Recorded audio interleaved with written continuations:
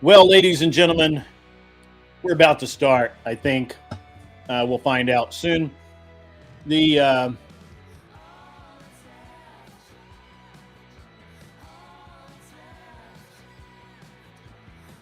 going to do this through Discord. You know how I love that shit. It's an all-timer cast tonight with a lot of really cool stuff going on. I don't know. And I do not normally stream on Thursday night. That is correct. I normally stream Thursday afternoons. But this is a panel right now. It's lit, a lit panel, near as I can tell, and we're gonna have a good time. I'm not really sure even what we're gonna talk about, but we're gonna talk about some shit. It is going down through Discord. I don't know why. It's going down through Discord. So let me click the on air button there. We are on the air. We're live 5x5. Welcome to everybody out there in the chat. And we're going to eventually get started here. I see Pentuple is aboard. It's going to be a bunch of really cool people.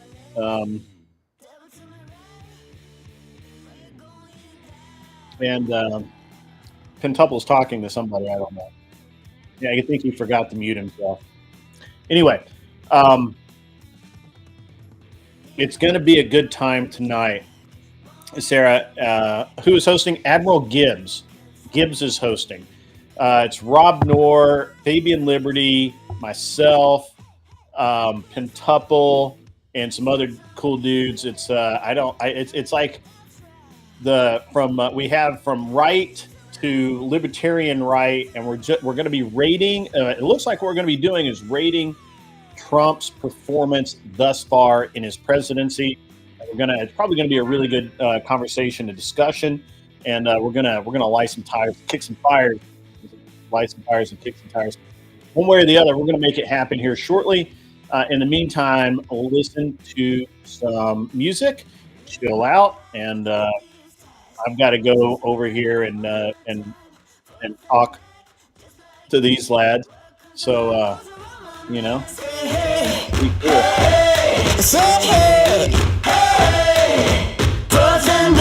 Just like that, you're going down from heaven's gate. I gotta tell it to the right, we're going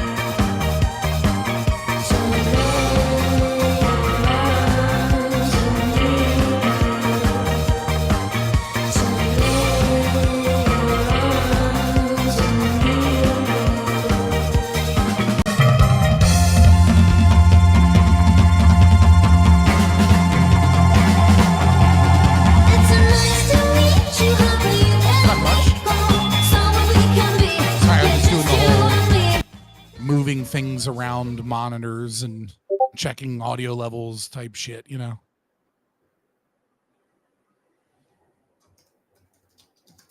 Mm-hmm. Always good times.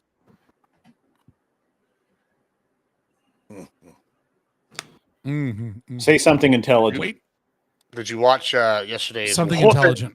That Pin put on old. You're really low. Let me. Do I What have today? this turned down? No, you're up. Did you happen to catch that? Did we watch what? Did you happen to watch Pin Temple put a whooping on old Wick yesterday? I did not, but I wanted to. People always ask me like as a streamer, they're like, did you watch this other content? And I'm like, who the fuck is streaming and then also keeping up with what all the other streamers are doing? Like, I got kids, I got like shit to do. I gotta plan my own streams. I feel you on that. I agree with that. DCS, honestly. I watch other people's shit sometimes. It's not just Gibbs. I see there's a lot of other I would streamers never that are watch like, Gibbs, oh, did you catch though. this? I would never that's watch not- Gibbs. Well, I'm just kidding. I'm just fucking dogging. I believe you. I believe you. No, we tried to play poker together at the casino, but they sat us at different tables because they knew we'd run that house for all their money. Not that we were collabed or anything, but just we absolutely I don't know. cheated. Sure. Sure. Gotcha. No. Hey, we're OTPL over here official. Gibbs about to go to the next casino and be like, you've been banned.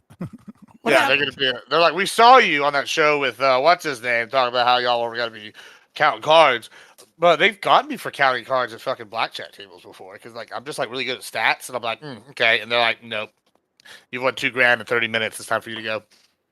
That's literally all counting cards is being good at stats. Like, yeah. Everybody's on time. I don't gamble. So I'm out of this conversation.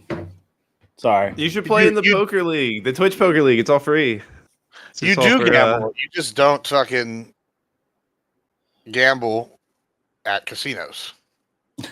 Yeah, you gamble with your life. Every time you step behind that wheel, that's what my driver's ed teacher taught me. Hey, Grid, do you own stocks? Do I own stocks? No, I do not. I don't believe you. I don't believe you. Well, I couldn't because I did, but then we had to sell them all because of my wife's job. Too much insider information. Okay. And so I just haven't bought any. So the one time he's actually not gambling. And by her job, you mean as a Chinese spy for the CCP, right? Uh-huh. I mean, I wish we'd make more money, but unfortunately, no. No, her job at Goldman Sachs in investment banking, where literally you can absolutely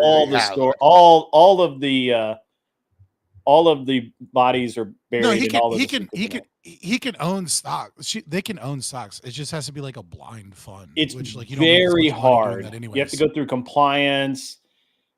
Yeah, it's not worth it. Very hard. Also, I can have no direct control over it. I can't actually. It has to be in like a fund. Yeah, it has to be blind, and at that point, it's just like you're just following the S&P or something. Yeah, I can't. Well, hold on. Can't you just have if they put me and Oscar together, we're going to get ourselves killed. That's what one of the pilots said just days before he flew with Oscar, and they crashed into an apartment building, killing everyone on board the plane instantly. But this isn't just another story about a pilot's reckless mistakes. It's about the shocking details uncovered in the investigation that led to this tragedy. This is how everyone's reckless mistakes got 9 people killed. I'm Hoover, and welcome to your pilot debrief. Did I say any channel? This story. I don't think you did here, but sorry, that was me. Any VC. To be fair, you have like fucking like 80 channels on your Discord. Like, and they're all first of all, and they're all very organized. Hey, door. By very organized, you mean a fucking mess. Like you're one of those people that like you go to their house and there's like stacks of paperwork everywhere, and you're like, no, don't touch it. All of the paperwork stacks mean something. We have the community area, and then we have the politics area. We have that divided up by politics, space, history, all these different news sources. You just close that whole tab area. That's 50 tabs done. You know, and we have exactly, the and then you just close that tab for the gaming. That's another 10 tabs done. You just left on the VC chats. All right, let me send Rob an invite here to the stream together. If you want to join us, Rob, I'm here. You're welcome to join us. I think is this everybody? Are we missing somebody? We are missing somebody. It looks like everybody. Yeah, you're missing the lawyer. Of course. You're missing Connor. Where's Connor? Listen, I'm streaming. I'm streaming, so be careful what you're about to say. listen, Nazi points is never going to be in my stream, like by my own choice. I don't like white supremacists. Well, what can I say? What about Latino? What about Latino white supremacists that support the deportations? Yeah, well, we're pretty. Listen, I don't know about the Latino white supremacists like Nick Fuentes, but I know a lot of Latinos that support the deportations because Latinos are. Didn't a new poll come out? A new poll come out that like legal immigrants like swung hardcore for the deportations? I did see that. It was what I just read it today. I was reading. They were talking about how they all are like super against this because one, it takes them away from their jobs. Two, it's like makes them look bad when these people are violent, and then they also are really adamantly against DEI because.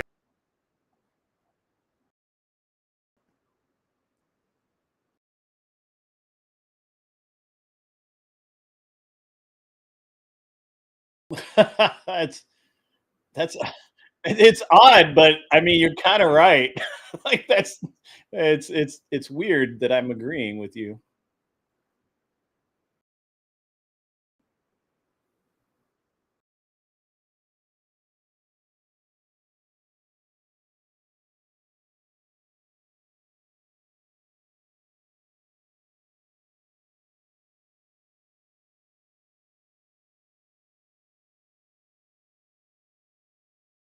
Oh, there's Lactoid right there.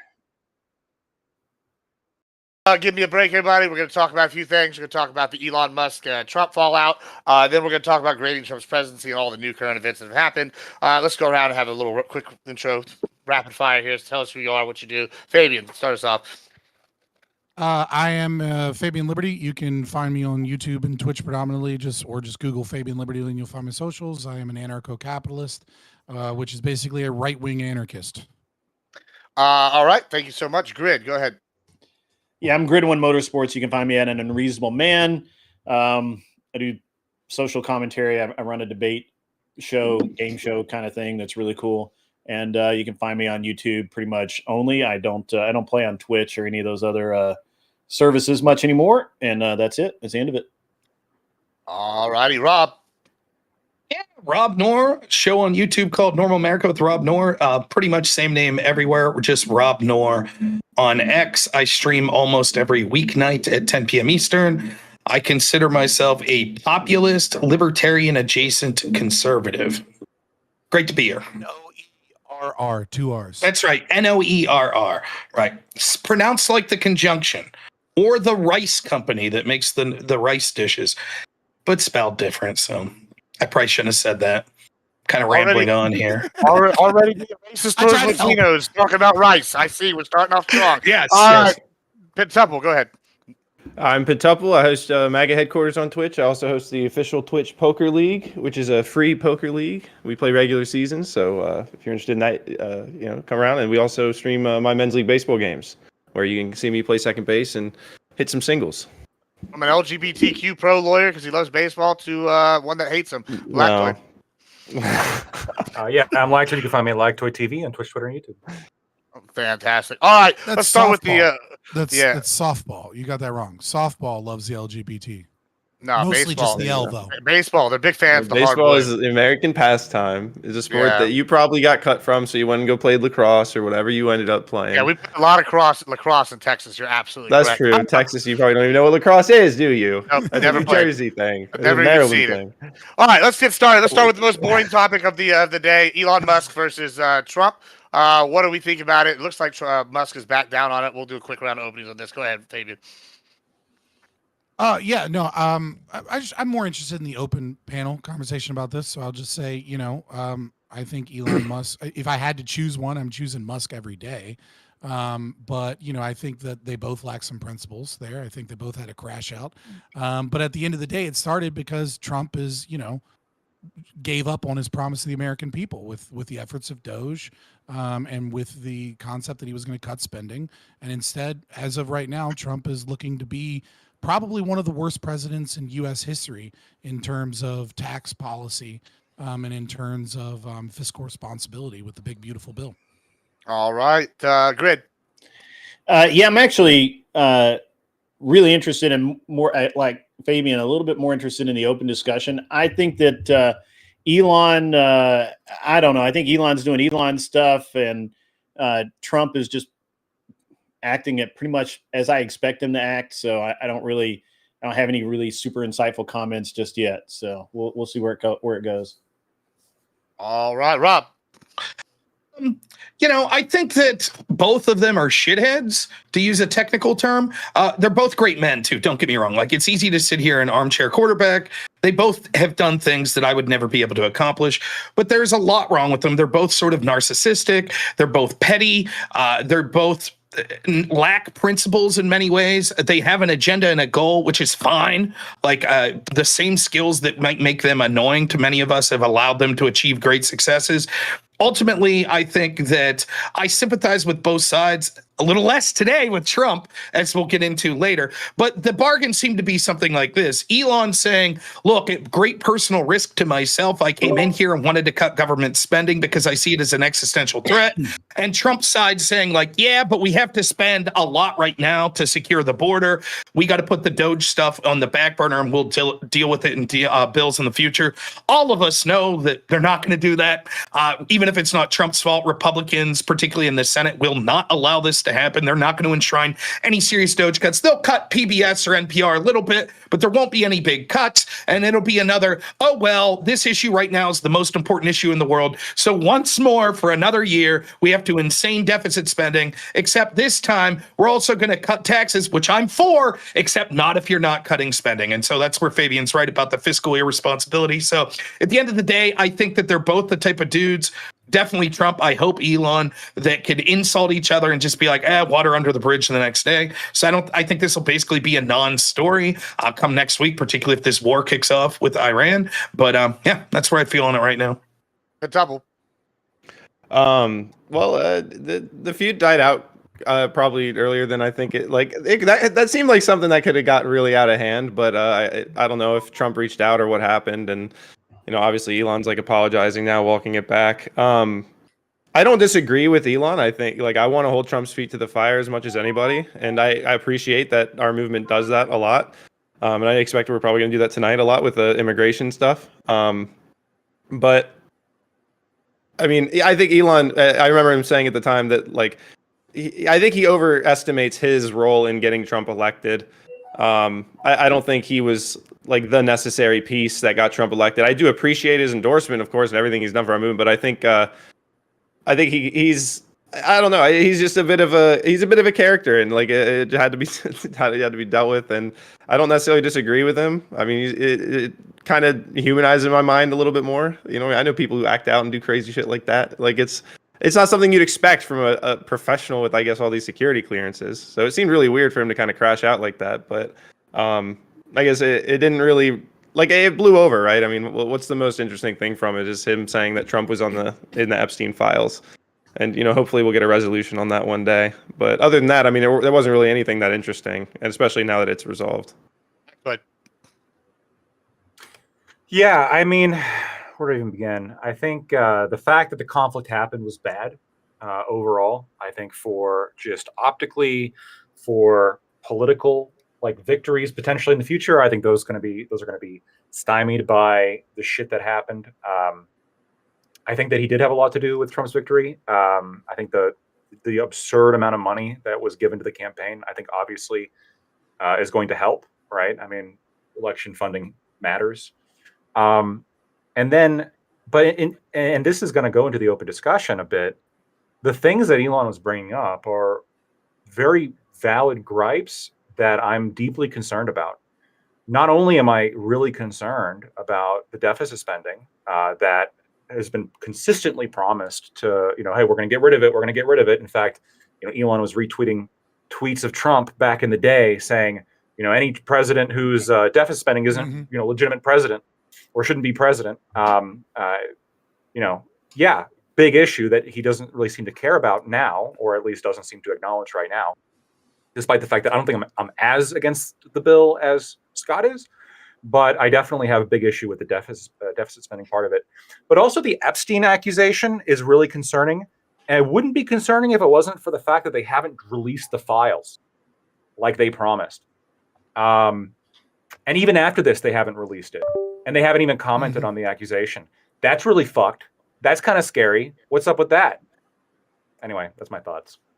I do want to, before we move totally to open, I knew Penn was here last week, and this is actually the only reason I really want to bring this up. We talked a little bit about the dark money aspect in politics and how Elon represents almost a new Soros in some regard, and he said, well, Trump's only here 4 years, I'll be here 40. That seems somewhat concerning to me as someone who wants to get money out of politics in some ways like that. I'm not always against money out of politics. We know I like Mike Makes Right. But what are y'all's thoughts on that? Or is this something that's a concern to y'all? I think comparing Soros and Elon Musk is like a left-wing narrative tactic. And the reason is because what Elon Musk did is Elon Musk invested his money to try and win an election and did so publicly and said, I support this candidate. What people like Soros's son, what people like Soros's son do is they invest startup capital into activist organizations.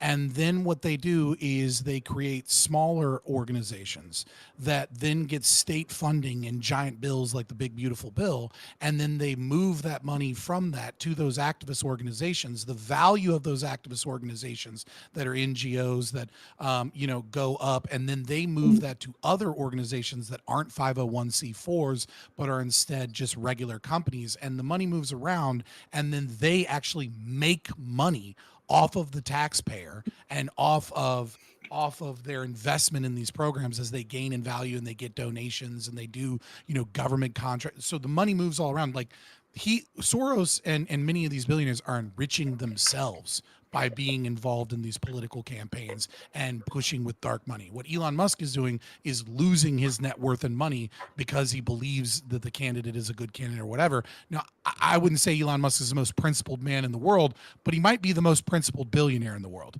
right? Like he's done everything. Like he's done, yeah, right. But it's like a lot of the things that he's done, like most billionaires are quiet, and they're quiet because everything they do is extremely dark and corrupt. And like Elon Musk is, he's taking money. He says he's a free speech warrior. Then he bans people on Twitter because they're goipers and they're against him on the H-1B visa. Like he lacks principles sometimes, when you compare him. But Elon Musk he has more to lose than any other human on the planet in material wealth. And yet he's still willing to try and lose some of that for some of his principles. So I think he deserves some respect for that. But just like Trump, you should. Lactoid would say he's the most moral of us because he's got the most money. Yeah, that was one quip taken well out of context. Okay, Gibbs. Never live in that one down. Nevertheless, what Fabian said here too, I agree with that, and like I think I saw Elon retweeted. Now you got to take this shit with a grain of salt, but a study that showed that Elon, since he's came out in support of Trump, has lost like 1/4 of his net value or something like that, and he was like happy to do it. And I think that Elon's like this weird dude at this point. He's got FU money so much that he's got other values. Like, I don't know exactly what they are. I think part of it's somewhat being a narcissist, but who gives a shit? What great man doesn't have part of wanting his legacy to be something? And so, the legacy of, I think that anti-free speech and deficits will destroy the world. I think wokeness, they transed my son, so fuck them. I'm against that ideology. Whatever that sort of motivating factor is, like that's more admirable than like I want money and I want politics to benefit me. And to some degree, you got to give it to Trump as well. Both Trump and Elon could have sat back and just been with beautiful women on fucking islands that they bought the rest of their lives that they want. Instead, they're both ripe for, I mean, I don't want to violate TOS on YouTube or get too morbid here, but would anyone really be shocked if the worst possible outcome for either of those two men happened? They tried it in Butler, right? They tried it on Trump's golf course. So they're both putting themselves out there like that. So, I don't have this big fear of like, oh shit, there's one billionaire that finally came out and is advocating basically for smaller government. I should be worried because he's a billionaire transparently spending his money to achieve that. I don't have the same fear. That's not to say it couldn't quickly go awry, and if it does, I'll call it out. But as it stands right now, it seems very low on the list of priorities of shit that's going wrong in the world. I mean, it feels like that. Go ahead. Then we'll. It just feels like that Elon's really pretty consistent right? Like he's the same guy when he went after, when he made the tweets about Trump, he's the same guy there that he was that literally told the CEO of Disney to go fuck himself live on TV. And then not only did he do that, he didn't just stop there. He made it so it's almost impossible to download a Disney app into a Tesla, and he did it just as a fuck you, and with an apostrophe at the end of it, and he because he could, and he's pretty consistent that way. You got to give it to Elon that okay, whether you agree with him or not. And I have actually know someone that got banned from Twitter and is all mad about it because obviously he thought when Elon bought it, it was going to be like this free speech nirvana and with no rules, and obviously that's never going to be true.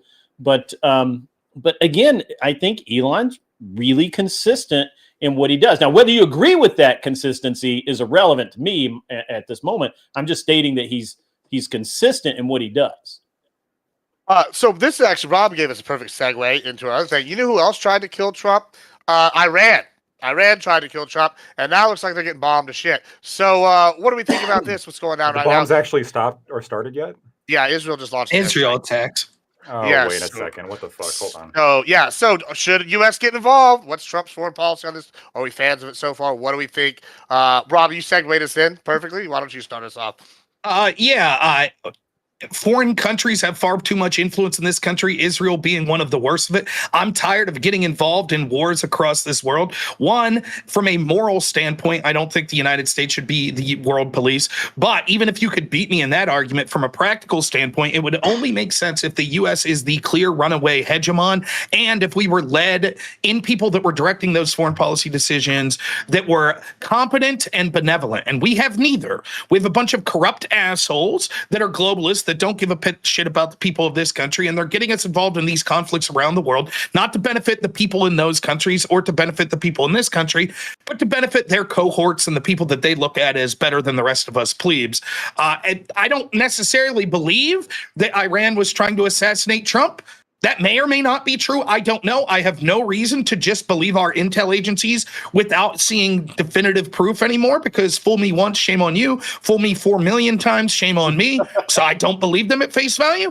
And furthermore, I think that there has been a large push by Israel to get this war jumping off. And I applaud the people. I think J.D. Vance is one of them. There are other people in Trump's administration that have been trying to exercise restraint in the form of Trump. If Israel wants to go to war with Iran, I say let them. Let the chips fall where they may. Trump should stay out of it to the best of his ability and try to broker a peace deal until I see more evidence to suggest that it should be different. Anybody else? Go ahead. I agree. Yeah, I've said plenty of times, I have Middle East fatigue. I don't have black fatigue. I'm just so fucking done with that entire region of the world. I'm just done. Like Islam is a violent, psychopathic child molester religion, and anyone that is a Muslim is a violent psychopath by their own statement of their religious beliefs. Judaism is full of fucking contradictions and argumentation. That wasn't me, Ron. That wasn't me. That was him. And full of socialists that love fucking power because it's a matriarchal bullshit fucking religion. Christianity is barely better than the other two, and I'm sick of my fucking money going over there. I'm sick of fucking money coming, like from organizations that pretend like they're totally not pro-Israel, like the ADL or union organizations or AIPAC. Like I'm sick of all of that shit. And what I have noticed that Trump has begun, and I hope he continues, is Trump realizes that America is not the world's superpower anymore. We're not. We are now, but we aren't in the next 20 years. And what I think he has attempted to do is sell the idea, and I don't know if this is accidental or intentional, but sell the idea of bringing together the American empire. Right, I think that's why he was talking about like so much shit on Canada, and threatening Canada, but he's trying to get Canada into the fold. I don't think they're ever going to be a fucking state. That's a goddamn meme. But I do think like focusing on South America, maybe working out a deal in Greenland, doing things like this, and realizing that the Middle East can go fucking bomb itself, and China can go try and do the shit that they're doing in Africa, and like we are wasting our time focusing on the rest of the world, bleeding our coffers dry, while we're $37 trillion in debt, trying to maintain the US dollar as the reserve currency in the world. Like, that ship is not sailed yet, but it's already turning around. There's really no way to stop it. And so I think war is almost always unfortunate under 99% of circumstances. And, and I hope peace can be resolved, but I don't want a single fucking dollar from that area in my country. And I don't want a single fucking dollar from my country going over there. Right. Let me real quick. Let me ask everyone on the panel: if Israel launches this attack, and for whatever reason Trump would do the right thing, as far as I'm concerned, say, "Hey, you're on your own. Good luck to all of you." Which country do you think would be more likely to have an assassination attempt on Trump, Iran or Israel? Ask yourself that question. I know what I'd pick. Flip if I ever heard one. Yeah, well, I think that at this point there's so much like of a pre-dawn conclusion that the United States is always going to be the partner of Israel, that if that radically would change and Israel would feel like, we started some shit and now it turns out that without Big Brother having our back, we might be in trouble. So I'm sorry. I'm not saying that's definitive. I don't want to hear the fucking, all of a sudden the Groyper's like, this Rob guy's based. I'm not saying that, I just don't see what they would get out of it, right? Well, like Trump is far more pro-Israel than like the Democrats are, right? Not if he says, fuck it, I'm not like, if Israel attacks and Iran starts fighting back and a bunch of other countries and they start doing better than Israel anticipated. Apparently Israel has attacked, by the way, as of just now. Trump doesn't believe a goddamn thing, and he doesn't have a single fucking principle. Okay, he likes Israel. Bibi pissed. Well, hold on, they got oil, and then Bibi just pissed him off, and all of a sudden he's like, I'm going to go give a base speech in Saudi Arabia. Like, at the end of the day, Trump will change his opinion on literally anything if somebody pisses him off, or if the population starts saying we don't like this. Like, his narcissism is in such control of his behavior that if he realizes something's unpopular, he'll just stop. Ironically, Donald Trump is a perfect representation of what democracy is, in that he just follows what the crowd wants. And every time the Democrats are mad about it, be like, hey, motherfucker, that's just you being mad at democracy. Y'all brought up something interesting, though, right here, though. Y'all said, well, if Israel doesn't get its way, but Saudi Arabia has said they might even back Israel if they fight Iran right now because they don't want the nukes.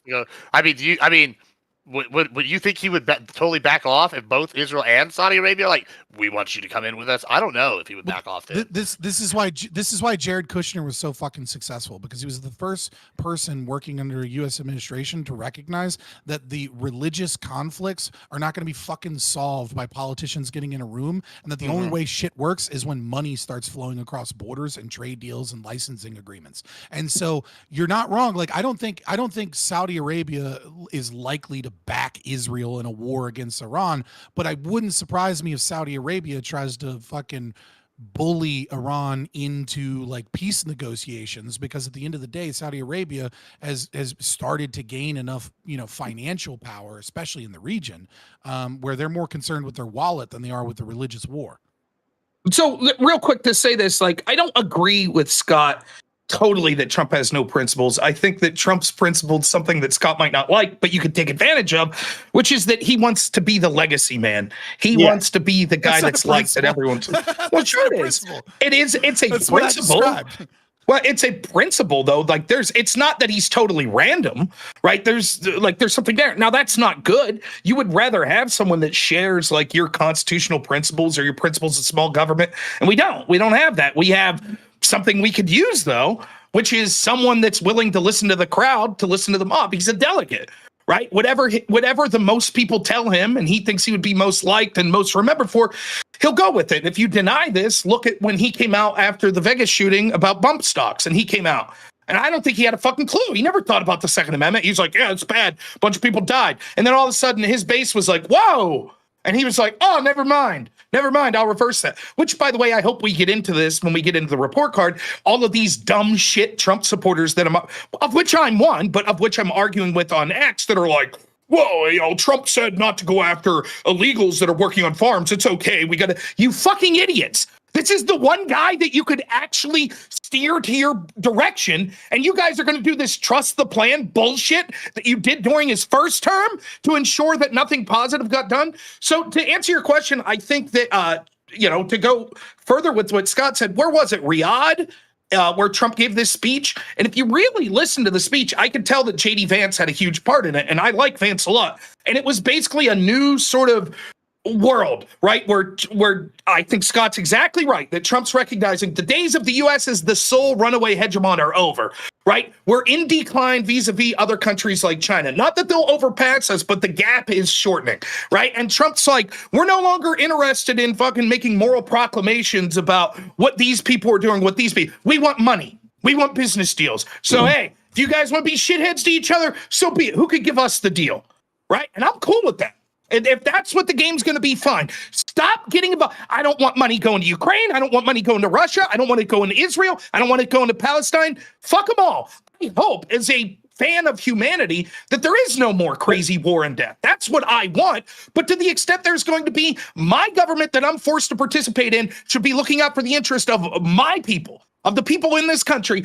I don't care anymore. I'm tired of having a government that gives a shit more about illegal immigrants or people in Ukraine or people in the Middle East. Fuck that. We have enough problems going on here. Let's take care of our people. Let's try to have positive business. Let's not intentionally cause harm around the world. I'm not saying take over countries and take their shit, but let's focus on our people. So I hope that's what happens. Well, I mean, I'm saying that though. Yeah, I'm saying that. We should kind of. I mean, I kind of echo what you're saying, except for the I think we should sell to everybody. I think we're limiting ourselves. I mean, I agree. Well, I can definitely sympathize with your point, though. When I hear this, what you're saying, I've said similar things. Like, it's very easy for me to go, why the fuck are we giving all this money to illegals, and why are we doing all these things? Why are we giving money all over here? Whenever I could go outside and I can't even walk to the fucking La Michoacana after 8:00 at night because I'm gonna get stabbed by a meth head. That's ridiculous. Like, these are problems, and we're not solving them. I gotta say, I agree with you wholeheartedly on the what do you mean sell everybody? Well, I want to sell weapons to all of them. If Hamas wants the good guns, let's give them to Hamas. If he's the opposite, he's like taking the polar opposite position where Rob is saying, "Hey, let's not do this." He's saying, "No, let's do it." We need to up the sales. I think Rob is right in one thing, and that is, or at least maybe I picked up on something maybe Rob actually didn't say, but I think that Trump's been really consistent since he walked down the stairs, in that he wants us out of all these wars. He doesn't understand why we keep doing this, and the money that things are, the money we spend doing these, to him, really stupid things. And he got us out, he did all he could to get us out of the wars in the first term. And then, of course, Biden did what Biden does. And then now we're back. And now he's trying, in my opinion, my observation, it's not necessarily an opinion, my observation is that he's walking a line with Israel where he's like, I'm not really getting involved. I'll help you guys, but we're not coming over there. Like, that's the opposite of what he wants to do. I think he's been pretty consistent about that since day one. And I'm okay with that. I would like to go back to what Rob just said, though, about the illegals. And you kind of mentioned this too, Fabian, just a second ago, is he's very close to democracy. And he did this a good time with the first term, where people he put DACA in the Trump border bill, and then people along the border revolted. We were like, fuck no, we don't want this in there. Get it out. And he goes, okay. And he took it out, took it to Schumer, and Schumer shot it down. Then when Schumer brought it back again in the Biden presidency, he took DACA out with a worse bill, and it didn't get passed, and I blame Trump. And I think that was a good thing Trump did. I'm hoping that if we all revolt, he'll stop doing this bullshit. Like, oh no, don't take it from the farms. I have been adamant every panel that the people like Monsanto and these other giant ranching corporations that have illegal aliens are working at unfair advantage to people like me who have to hire a legal guy and have to pay them the same as they pay 20 workers. It's bullshit. It's ridiculous. And the free market can't compete with, what is basically the Democrats implementing big cotton slavery again. And I make this point all the time. People laugh, but it's crazy that they're making the exact same arguments as they did in 1861 today. I don't know, but go ahead, Victor. You were saying something. One thing, Monsanto was acquired by Bayer. Okay, so I know everybody knows. Yeah. No, I'm not actually critiquing you in any deep way, but I think it's just important that we say that, because I think it's important that we say Bayer. Bayer is this guy. We have to name these demons, right? And sometimes we fall into a trap of we all hated Monsanto because Roundup and shit, but they acquired all that and they continued all that shit. Not to mention Remember when Bear got in trouble for selling contaminated medicines to Africa? Right? You go, what was it contaminated with? What was it contaminated with? HIV, wasn't it? Like, wasn't that part of it? Knew that, HIV. They knew that Bayer aspirin had HIV contamination. Fucking crazy. Africa. Yep. But yeah, sounds like we should have done that in the Middle East, but no, that's mine. Jesus Christ, Gibbs. So one of the things that I, like, kind of bouncing off of what you said, Grid, right, is like, if we were to talk about the effectiveness of the Trump administration and of Doge and of Elon Musk, right? I think there are two metrics by which we look at this. And on one metric, they both get absolute stellar Fs, like not even a 60, not even close to getting a D. And that is the practical, pragmatic, did they make success, right? Trump is ballooning the deficit with this big, beautiful bill spending. His tariffs are increasing taxes. So he's increasing taxes and ballooning the deficit and doing bad things for the economy. And his immigration isn't doing what he said that he was going to do, even though I'm not for mass deportations. That's what people fucking voted for. And now he's capitulating. Like, he's failing on every metric on that. But then there is the philosophical or psychological waking up of people. Yep. And I think both Trump and Doge and Elon Musk get an A+ for this, right? I think that like what has started, like this is the process of people. Like, if I was to go back 10 years ago, not a single Republican ever used the term the state. Now they all fucking do. If I was to go back 10 years ago and say, should we abolish the CIA or the ATF or the FBI, every Republican would go, what the fuck, are you insane? And now a bunch of them are like, well, maybe, I don't fucking know. Okay, if I was to go back 10 years ago and say, hey, do you think the CIA uses all foreign aid to influence activist organizations in the media and takes billions of your tax dollars and funds it to have revolutions across the world and only gets the corporate wealthy elite more rich? They would all have said, you're a fucking crazy conspiracy theorist. And now that's fucking common knowledge to Republicans that they absolutely do that. And so I think Doge, and I think the biggest turning point I think a lot of people saw is when he was trying to fire people. And he said, well, we can't fire people because we can't process the paperwork, because the paperwork is literal physical paper in an underground mine, and the pallets on the mine carts can only move so fast. And it's like, oh, and like that is the most insane shit. So I think from a symbolic perspective about war, about the way the deep state works, about the way the media, I think there's something starting in the changing of conservatives in this country, and I got to give them both an A+ for that. But in terms of their actual policies, dismal fucking failure. Well, Fabian, they just became Texans. We've always been saying abolish three-letter agencies. I mean, at least since Waco. That's just I don't know. I don't know who. I mean. Yeah, I don't know who you were hanging out with, but we were saying that for a while. In Tennessee, we've been wanting to get rid of all of those agencies for a long time, and we knew that the CIA was. Come on. Who's your senator? Right? That's one of my favorite things. I'm not blaming anyone on. I'm not blaming Gibbs or Grid here, but like the most hardcore senator. You're right. There you go. The most hardcore fucking like deep red states, right? We're tired of all this shit. We're tired of government corruption and blah, blah, blah. Here's Mitt Romney. And you're just like, oh my God. No, like the people that these red states put up are worse than the fucking, like my state of Pennsylvania that's like purple. We'll get like red people that you're shit. I ran for Congress and did pretty damn good in the Republican primary. You know, imagine if I ran in like a deep red state, they'd be like, oh, that's too aggressive. You're too conservative. Like it's fucking joke. So Fabian's absolutely right. Like, and if we're doing grades, I'll do mine real quick. I see it almost the exact same as Fabian. Now here's I'm going to get a little. What's your overall grade? What's your overall grade? Overall, I would give him a C, but here's where I'll get pedantic, right? Like, how do people view A through F? Do you view it on like the same scale that you used to in school, where it's like A is 90% or above, B, so then an F's like 50, right? Or do you view it as like F, like bottom 60, right? No, the second one, probably. Okay, because for me, then I don't know. I might give Trump an F. Right? Because I give him maybe a 10% on actual policy and like a 95% on rhetoric. So that falls him into like a 52 or 53% average. But that would mean that I give every president else in my lifetime like a fucking like 10%. So you grade it on a curve. It's got to be just like we do in law school, right? Like, so if I'm literally, here you go. Here's the libertarian view. Every single president gets an F except for Grover Cleveland. Done. There, okay. So Who the fuck? What did he do? I don't fucking nothing, and that's why he gets a fucking seat. Oh, gotcha. But so damn thing. Trump is the best president in my lifetime, but he's failed spectacular in a lot of things. I would have said a B to a B minus until today, right? Let's take the big, beautiful bill. I don't have to say shit. Scott put it eloquently on where we're at as culture. The only thing I'll add about that is like, look at other conversations culturally, like 80-20 issues now that people were afraid to talk about just fucking 5 years ago. There are men and women are women, right? Like shit like that. Like that's the pendulum swinging back. And that's a good thing. We're fucking 8 years away from Nick Fuentes winning the Republican primary. So culture moving rapidly in one direction, right?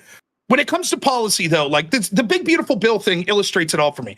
I'm not like Scott. I'm not super libertarian. I'm libertarian adjacent, but I'm willing to listen to a president that shares an opinion of what he wants done with this country. Say, look, you got to break some of your principles or bend some of your principles this time to get what you want. So, okay. I'm on the fence about the big, beautiful bill. On one hand, it spends way too much. It illustrates that the priority is not being fiscally responsible.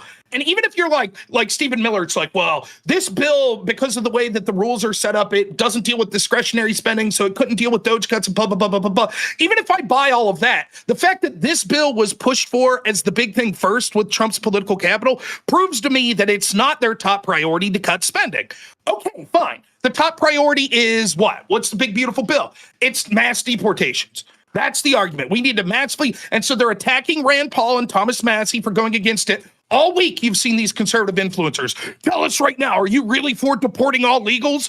Tell us right now. You won't fucking say it. And then which like Thomas Massie and Rand Paul have to come out like, yeah, I guess, like sort of optically in a bad spot. And then Daddy Trump comes out today and it's like, well, my lobbyist buddies in the farm industry called me. And I saw that. Not all of those illegals are bad. Outrageous. Actually, the ones that have lobbyists that's, help me get elected, we should keep those illegals. They're really good people. Fuck you. I hope the big, beautiful bill collapses. I hope that it collapses because what Trump has said is it's everything that we promised you is bullshit. We don't actually believe about mass deportations. We don't actually care about fiscal responsibility, which I don't even think he ever pretended to care. So fuck it. As a conservative, as someone who's fiscally wants fiscal responsibility, what am I getting for Trump here again if he's going to chicken out on mass deportations? And one more thing I have to say, because this pisses me off. I can handle people that morally are shitty or principally are shitty, but what fucking aggravates me to no end is why are people so bad politically? There's no one around Trump that could be like, you have the best optical victory of your presidency right now. The fucking left's out there every night engaged in an insurrection based on their own rhetoric. The American people had enough of it in 2020, and now you get this huge victory. And more people are getting more and more hardlined on immigration. And he's like, you know what I'll do? I'll come out and shoot myself in the foot and give Democrats a huge victory so that Gavin Newsom could go out there and declare victory by saying, actually, they're right. We need to keep a lot of these illegals because they're you're 100% right. 100% right there, Rob. If Trump had principles, right? If Trump was an honest man and not a piece of shit lying snake that he is, that we all know he is, and we want to pretend like he isn't, right? He's our lying snake. And he had any brain for politics around him instead of all the people giving him terrible advice because for whatever reason he can't pick a cabinet for shit. What they would do is he would go arrest Tren de Agua. And he would make let the left burn fucking LA. Yep. And he would arrest Tren de Agua and he'd make a giant media thing about all, and he would bring on Kash Patel talking about all the fucking crimes that these people have committed and showing up a picture of like some woman that got shipped back to her family in body parts, finger by finger. And then the next thing he would do is instead of listening to those fucking lobbyists, he would march into some giant fucking agro farm that's hiring a bunch of illegals, and he would do a photo op with them in handcuffs saying that these people are the ones that are a part of the problem. But instead he listened to the criminals. He listened to the people that are absolutely a part of the problem, at least as far as he's supposedly concerned. And because he likes their money and he likes their friendship. And now he's going to rewrite his immigration policy around protecting the people like what he is doing is he is proving Bernie Sanders right when he said that open borders was a Koch brothers conspiracy. He's proving him 100% right, and that is because that is exactly what he's listening to the very people that brought in immigrants so that they could be cheap labor instead of just fucking importing fruit and vegetables from goddamn South America. We don't need fruit pickers here. We just fucking don't, dude. Lactoid, I'll revitalize our beef industry and grass-fed beef and compete with Australia and New Zealand with high-quality products that require educated farmers as opposed to a bunch of fucking fruit pickers where we're like where California's literally burning and half of the problem is fucking almonds because they keep fucking putting in products that don't work on the land. Are we still doing fucking ethanol subsidies to make a bunch of corn that we don't need? Is that still happening? Yes. Lactoid, I'll ask you this. I don't know what the law would be about knowingly hiring illegals. Maybe you could educate me on that. But I'll say this. Let's hypothetically say, well, there's no law.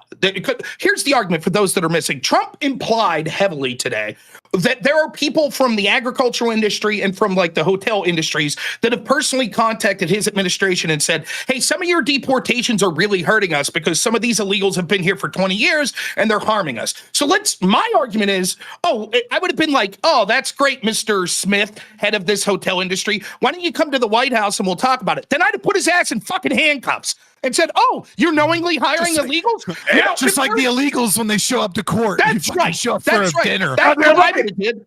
But let's say there's no law. Let's say that there's no law. Well, then, Mr. President, why don't you announce to us who those people were that admitted to you? Announce the name of their company so we, the American people, can at least see, hey, you see all these riots that are going on in the streets? That's brought to you by this Tyson Chicken, who lobbied me and said, hey, make sure you don't get rid of our illegals. How about that, Mr. President? And the truth is he won't do it because he is not principled about mass deportations. It was a political win. What he really meant, and look, I could if I try to paint him in the best possible light about this, it's, we're tired of seeing these fucking people come and exploit our system and get welfare and not work real jobs and they're shitheads. But the ones that work, okay. But it's too nuanced of an argument for someone like Trump that's just a sledgehammer to make. Right? Well, why are we going into Home Depot and arresting people then if it would just be Trent Aragawa, blah, blah, blah, blah.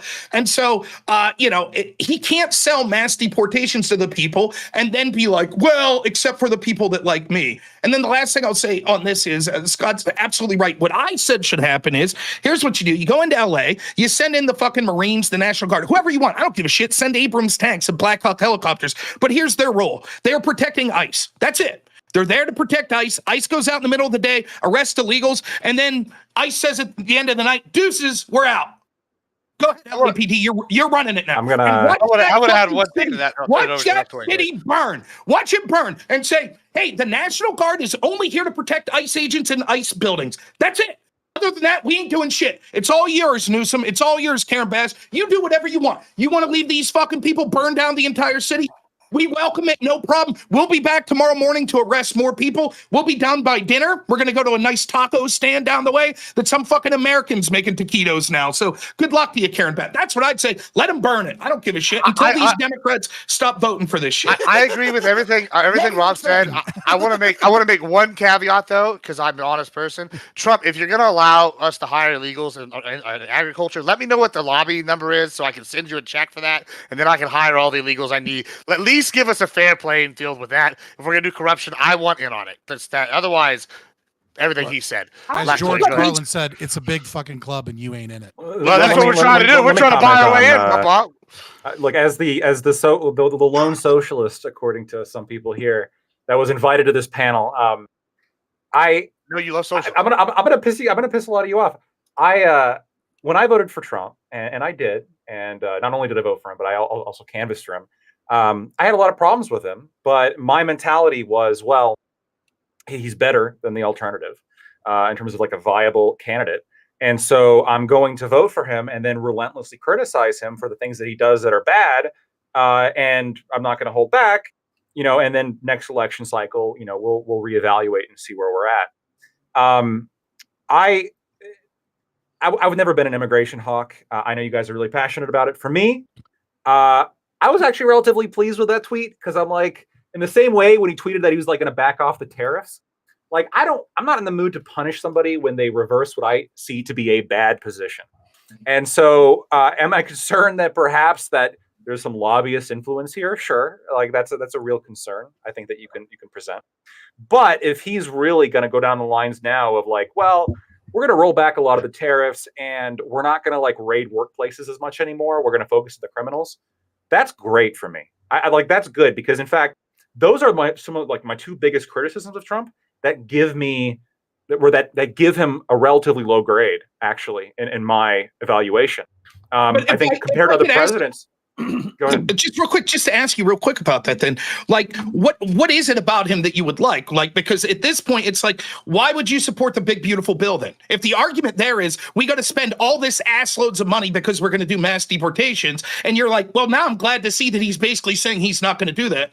Then what is there left policy wise to hang your hat with Trump? Well, sure, great question. I'm a policy bug. Now, the big beautiful bill does cut spending relatively dramatically, which I'm a big fan of. It also cuts taxes, which I'm a big fan of. It increases the deficit, which I'm not a big fan of. I said this at the beginning when it was introduced. I'm willing to take a look at something and take the good with the bad.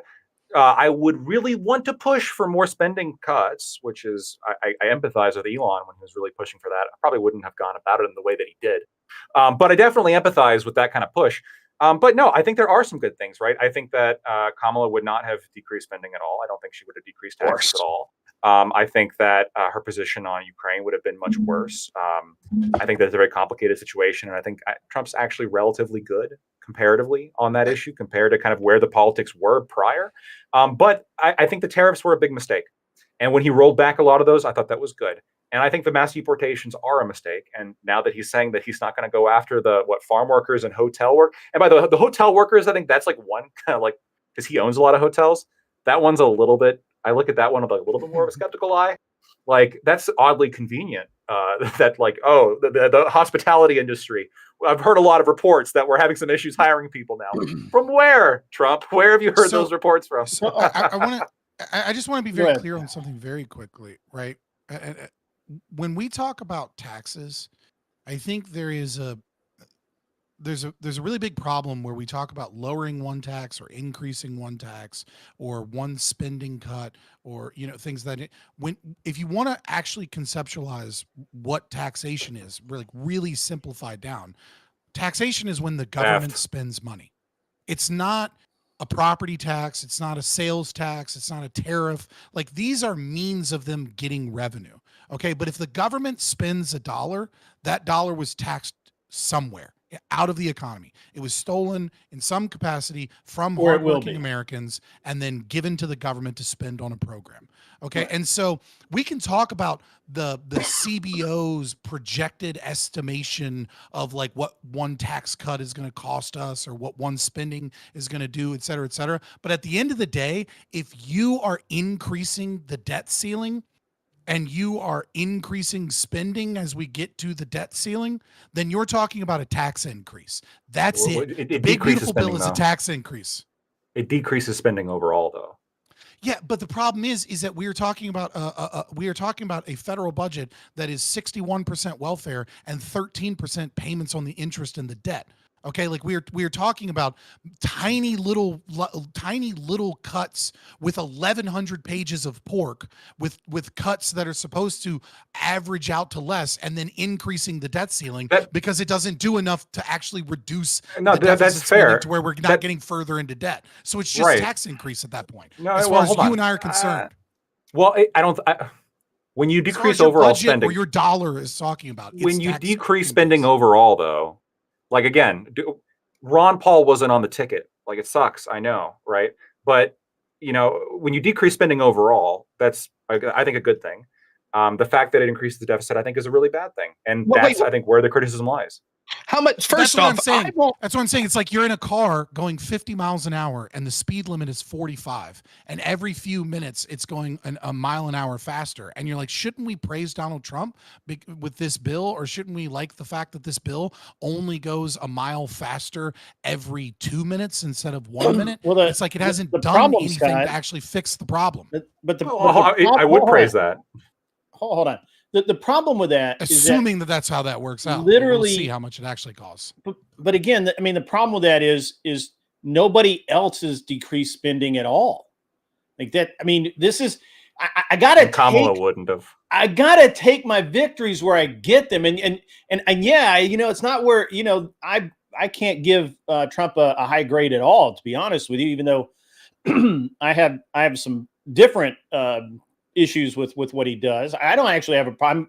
Kind of aligned with Lactoid here. I don't really care about Lupita, the barmaid. I don't care about deporting her, but I really do care about getting rid of all of these MS-13 dudes and Trinidad and all these other, like bad people, gangsters and stuff like that. And if we can just do that, I will consider that a fucking win. I don't need to get rid of the fruit pickers to consider it a win.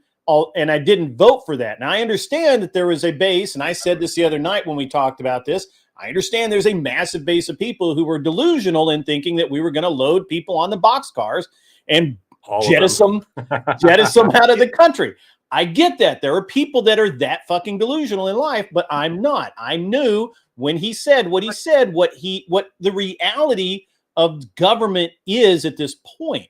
And I have to deal in reality. I can't deal in delusion, and I can't deal. Hold on. These people are the same. Hold on. These people are the same. This is 2 steps forward, 1 step back. That's what this is. 2 steps forward, 1 step back. 1 step back is meaningless, right? It's 2 steps forward, 1 step back is meaningless. Like here's the deal. The real reason people are so fucking concerned with getting rid of 30 or 20 to 30 million fucking illegal immigrants is because these people were brought in by welfare systems so that they could be put on a fast track to become citizens, so that they that's part of the thing. But these people are also the criminals, right? Like y'all are acting like these are like, oh, they're separate groups. They're not separate groups. The girl, one of my friends, she just got killed like 2 months ago. She was raped and murdered. All right, she was raped and murdered in her own home by someone that's normally a fruit picker but has ties to the Zetas. Because what they do is they get these people up here in normal jobs, they work all half the time, and then they activate them when they need something done. That's what they do. So when you're sitting here, we're getting them, you get these people, you find out,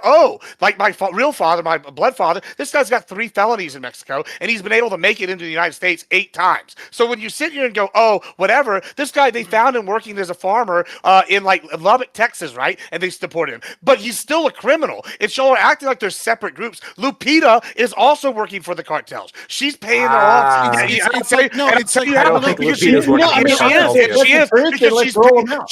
Because she's paying the coyotes for their help to keep her here. Yeah, she's paying them to keep her identity with their social security card and a birth certificate. That's what's happening. These people are still funding the cartels. It's 100% accurate. Gibbs is actually. Let's get the box cars right. I'm good with it. We'll go to Rob. Go ahead, Rob. If I may, a couple things. One, how much does this cut spending, Lactoid? Oh, I have to look it up. Some does it cut more? Nobody knows. Nobody knows. No one knows. And even when people have done estimates, when people have done estimates, when they say that it's a net cut, I think that they're not including the increase in spending on ICE and shit, which you're admitting is unnecessary because they're not going to do mass deportations. So I refuse to say that this. I refuse to say this is a cut in spending, right? And the idea that, like, Grid, you say, well, people falsely were delusional and thought they were going to load up these people, then don't sell us on this bullshit that we couldn't prioritize cutting but listen, that we couldn't prioritize cutting spending in the big, beautiful bill. He is pissing on our leg right now saying we have to massively increase spending when it comes to immigration because we're going to deport all these people. Yuck, yuck. All my supporters know we're not going to really deport a bunch of people. Fuck that. Secondly, the next step is, here's Trump in a nutshell. I put out a tweet that said this today. we're going to go after the fucking, we're going to deport all illegals. Well, okay, we're going to deport Trinidad. Okay, well, we're going to leave the farm people here. We'll leave them. Well, okay, everyone could stay that's left here, but they won't get a pathway to citizenship. Well, okay, they can have a pathway to citizenship, but God damn it, when they vote, they don't get an I voted sticker. That's where we're fucking going. Where every fucking time we're told, oh, trust us, man. Trust us this one time. We have to be practical this time. These motherfuckers that you're saying, well, I'm not really worried about the woman picking fruit. She'll be okay. That person is going to be voting 5 years from now. And then guess what? All of her extended family's going to be here too. Fuck it. Okay. If this guy can't be principled enough, that's a lot of narrative. That's a lot of narrative and emotion, but it's really fucking simple. Okay, nobody knows how much revenue comes in from taxation, because in order to do that, it requires you to be able to know what the future is. Okay, like taxation, we don't know what property values are going to be, so we don't know what property tax is going to be. We don't know how many economic transactions are going to occur, so we don't know what like how much money is going to come in from tariffs or how much money is going to come in from something. Okay, so every estimate is meaningless. The most important thing is, does a bill give the U.S. federal government the permission to do more deficit spending? The big beautiful bill does that. It's into fucking discussion. That's taxation. Unless we do something to stop that, the rest of this, like, oh, we cut here and we had some pork here, all these details are essentially meaningless until Trump comes in or somebody comes in and says, no, debt ceiling is the debt ceiling. If you can't make it work, then you got to fucking get rid of programs. We're not putting any more money in. I don't disagree with that. I'll just ask both Lactoid and Gibbs this question, right? Reagan, we were told under Reagan when we had that de facto amnesty under him, trust us, bro, trust us. This isn't going to get out of control. Trust us. So if we get your way and Abuela's allowed to stay and Zapita's allowed to stay and, they're all allowed to stay because they're productive, how can you assure me that 10 years from now they're not citizens? You're absolutely right with that. In fact, we already know that that's their plan because we see Democrat-led cities allowing legal immigrants after they've made it easier to become citizens vote. So it's fucking outrageous. And I'll tell you what, I'm getting fucked. I'm getting fucked by Lupita and not in the fun way that I like to fuck Lupita. Right. I'm getting fucked by Lupita in this fucking bullshit when she's walking out in the fields for 20 of them, with 20 of her other friends, where for the same price, I'm paying one legal immigrant. You notice that Hispanics are split on the immigration issue? It's because legal immigrants are all anti this bullshit because no, we don't want the DI. No, we don't want these people coming here legally. We have friends on the waiting list, and you know what you're doing? You're fucking all of us. We might as well just start lubing up for them because that's what's happening. It's terrible. I hate it. Real mad because never once has this worked out for us. What if politically they did this? What if Trump did this? Starts going to the farms, first off, Scott had the best take on this. He hasn't brought it up today yet. You really want to solve this and the fucking welfare system? There you go. Then all of a sudden you won't have Americans that are unwilling to do the jobs, right? How many years ago was it that Milton Friedman said you could have, an open border, you could have a welfare system, you can't have both, right? So that's where we need to start. We need to go after the people that are intentionally hiring these people. But aside too, by the way. Right. But aside from that, like, wouldn't this be a politically more advantageous win for Trump to say, listen, here's the deal. We're going into these farms. We're deporting these people. And then we'll say that you could come back on a temporary visa and then negotiate with Democrats and say, look, we are willing to set something up that says these people can stay here long term, under the conclusion that they will never be citizens and never have the right to vote, and birthright citizenship for them is ended. If they have children here, those children aren't citizens. That would at least be a negotiating point. Instead, to be fair, how do you not know that's what he's going to do? We're inferring a lot from a tweet today, right? He's conceded.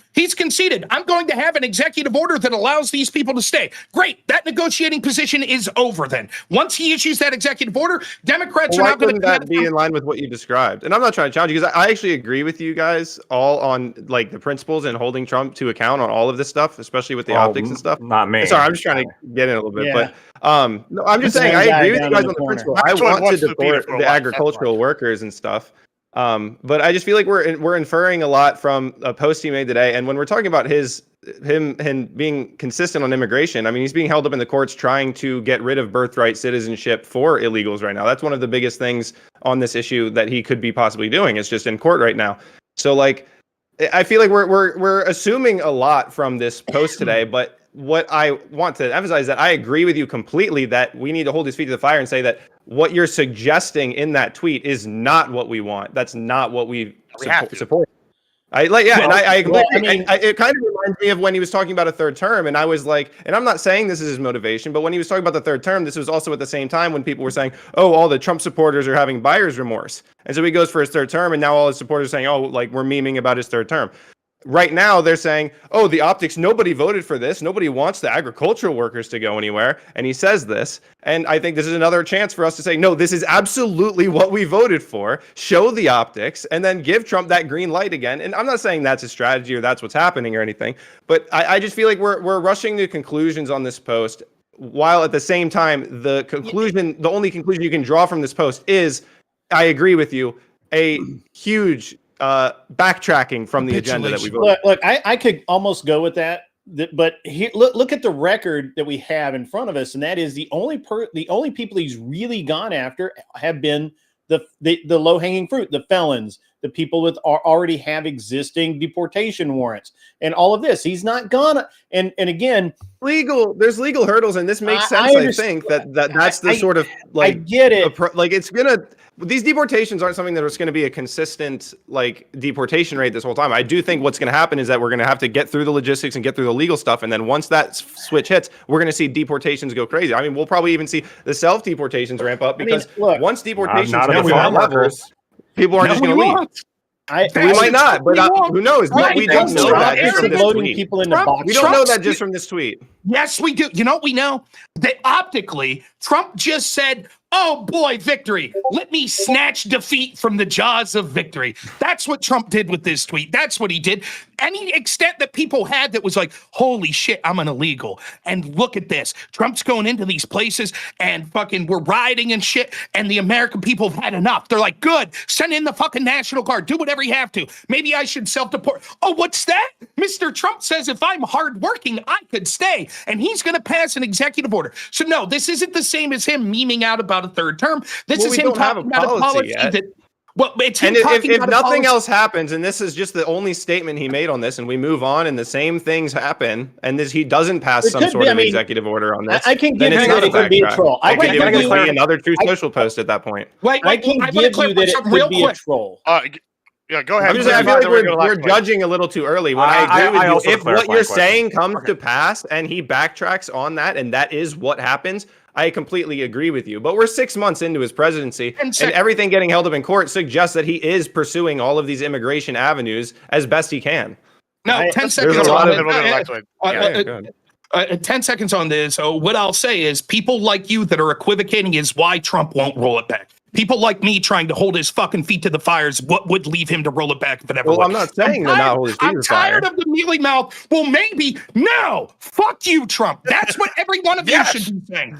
That's what you should be saying. I'm not disagreeing that we shouldn't correct Trump on this. I'm just saying you're acting like he already did the executive order for this. This is the time where we say, this is what we support. You're saying, like, throw our hands up in the air. It's over. It's like, it's the seventh inning. It's not over. You're acting like the game's over. It's the seventh inning. Like nothing's happened yet. Pentuple. Like the first term, people told me to trust the plan the whole time, and it was abysmal fucking failure with these promises. I'm not saying trust the plan, but I'm just saying not everything that we can see is everything that's happening. That's obvious. Let's go to Lactoid and then the grid. Go ahead. Yeah, I guess I was going to frame this in terms of a question, but it's more of a statement. So I'm just going to be honest and just make it as a statement. Good. Be honest. The reason why I just just don't care about him rolling it back. In fact, I would prefer he didn't. Is I don't see why Lupita is a problem. I'm sorry. I don't see why a demographic of people, the people who are working, right, we're specifically excluding the criminal aliens, which is what's specified in Trump's tweet. So we're talking about non-criminal aliens, illegal aliens, right, who are working, whether they're working at a farm or hospitality or taco trucks or whatever the fuck, and they're working. And this is a demographic that has a higher labor force participation rate per capita. They have a lower crime rate, but from the plurality of studies that I've seen indicating that they have a lower crime rate than native-born Americans. That's bullshit. So I've seen one study to the contrary, and I've seen like 5 saying that it actually is the case. It's also how they report it. That was the one I sent you with the Texas rule one. out Texas was like, oh, well, if you report it this way, then all of a sudden it's way up. It's like not even close. No, and then the other argument, Lactoid, is since they're here illegally, everything they do here in America is a crime. You know that's not even true. It is absolutely true. That's not even true. Everything you do in America is a crime if you're here illegally. Just by existing here, you're illegal. You go and let's say you buy a taco. It should be illegal to do anything if you're here illegally. It should be illegal for you to rent. It should be illegal for you to open a bank account. Okay, hold on. The last thing I'm going to say on this. Well, maybe not the last thing, depending on what you guys respond with. But this is like the last thing I want to say on this line of thought, real quick. Maybe like I listen to too much rap music, but like it's illegal. It's fucking illegal. We can't do it. It sounds like Gibbs, you do bong rips on stream. Yeah. What's your point? What do you mean by my point?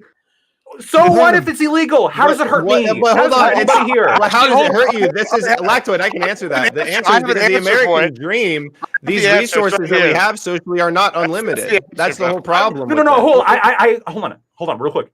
Him smoking a bong rip doesn't mean, but the literal presence of an illegal takes opportunities away from Americans. It takes resources away from Americans. That's the whole point. And how do you know? That's why it's not just an issue that they. The illegal immigration issue isn't only an issue because they committed the crime of crossing the border. It's their presence here that creates resources. Real quick, resources and opportunities are not finite things. Again, the estimates appear to indicate that GDP will increase if through immigration. And again, what you're talking about, it seems again from the studies I've seen. From organizations that I normally trust. Maybe I'm just like a Cato. This is like markets are infinite. Like the industry's infinite. Like the Chinese Communist Party, is that who you're trusting? I don't literally the opposite of the Chinese, like Cato, fucking Cato brothers. The issue with illegal immigration, to be clear, is not the violation of the law when they cross the border. It is this growing presence of this population. I mean, even if you want to say like one person's not a drain on the resources, certainly the amount of tens of millions that we have in the country has been a drain on our resources. This growing group of these opportunities that build houses disproportionately, that do farm work disproportionately, that are apparently, according to Trump, that's because those are the jobs they can do. This isn't because if they all became legalized, they would all still stay in those industries. They would obviously go to other industries that pay better and have this is in part because of their illegal status. So that's not a good argument in my opinion. Lactoid is the big free trade guy, right? You want free, fair trade, right? Yeah, okay. So here, I own a ranch. I'm saying I'm not GDP. Free trade, not fair trade. I don't know fair trade. Okay. So I own a ranch, and I have to pay a guy a certain amount and probably provide health benefits. I want to keep him around, right? That's if he's an American. Now, you shouldn't have to.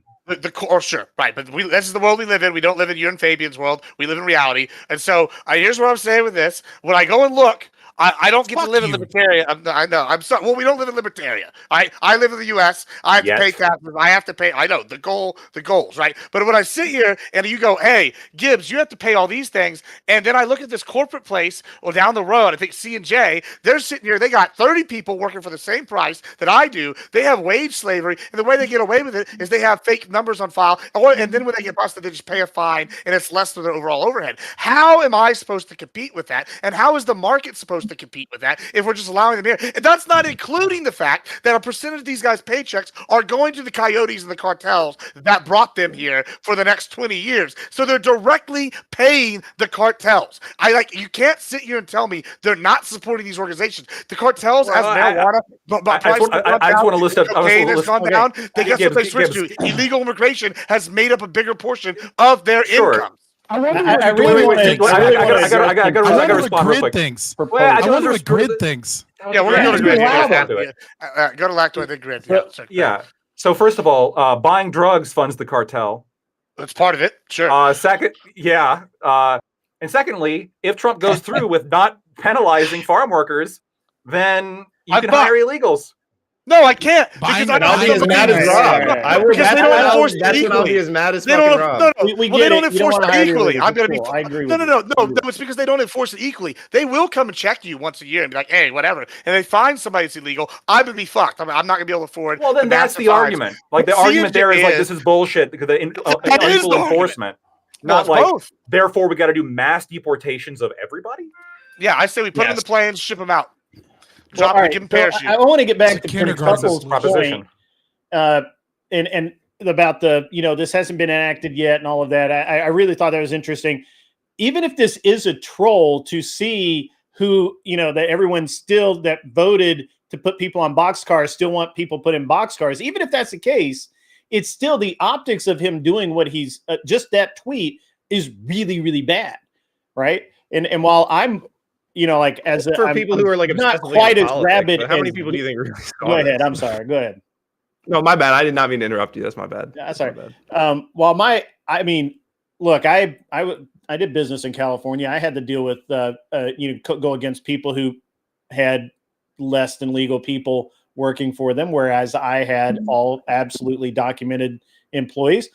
And, I understand Gibbs's point here, because I was never willing to get fined. I was never willing to risk going to jail because I hired somebody who then would. And by the way, that employee has you by the nuts. I'm just telling you, because he'll go down and say, hey, this guy's not paying me right. This guy's not paying me right. I'm illegally. He's taking advantage of me, and you'll get fucked. So I certainly understand where Gibbs is coming from. I agree with it, and I just don't know that I would hope that this is one of Trump's mean tweets that gives him the color temperature of society. But again, for me, it's hard for most of the people I know aren't like Rob that are ready to load people on boxcars, but I'm warming to the idea myself. Well, listen, let me be clear. I'll just say I was never that hardlined on this, right? The problem is I became hardlined because you give an inch, you take them out. I'm perfectly fine, for example, with allowing some refugees in this country. The problem is once you let one person, it's exploited to where it becomes the rule as opposed to the exception. The same thing will be true here. Let's see how this goes. Lactoid. I've been convinced. You and the Cato Institute just blew my fucking mind. All of these illegals are better than the native citizen Americans here. You're absolutely right. They're harder working. They commit less crime. So given that on average, that's true. Shouldn't these illegals that are working on the farms that you want to stay, shouldn't they have all the same rights as Americans as far as like employment rights, like OSHA standards, minimum wage standards, etc.? Shouldn't they have all the same rights? Well, so I got a problem with those standards. That's but they do exist.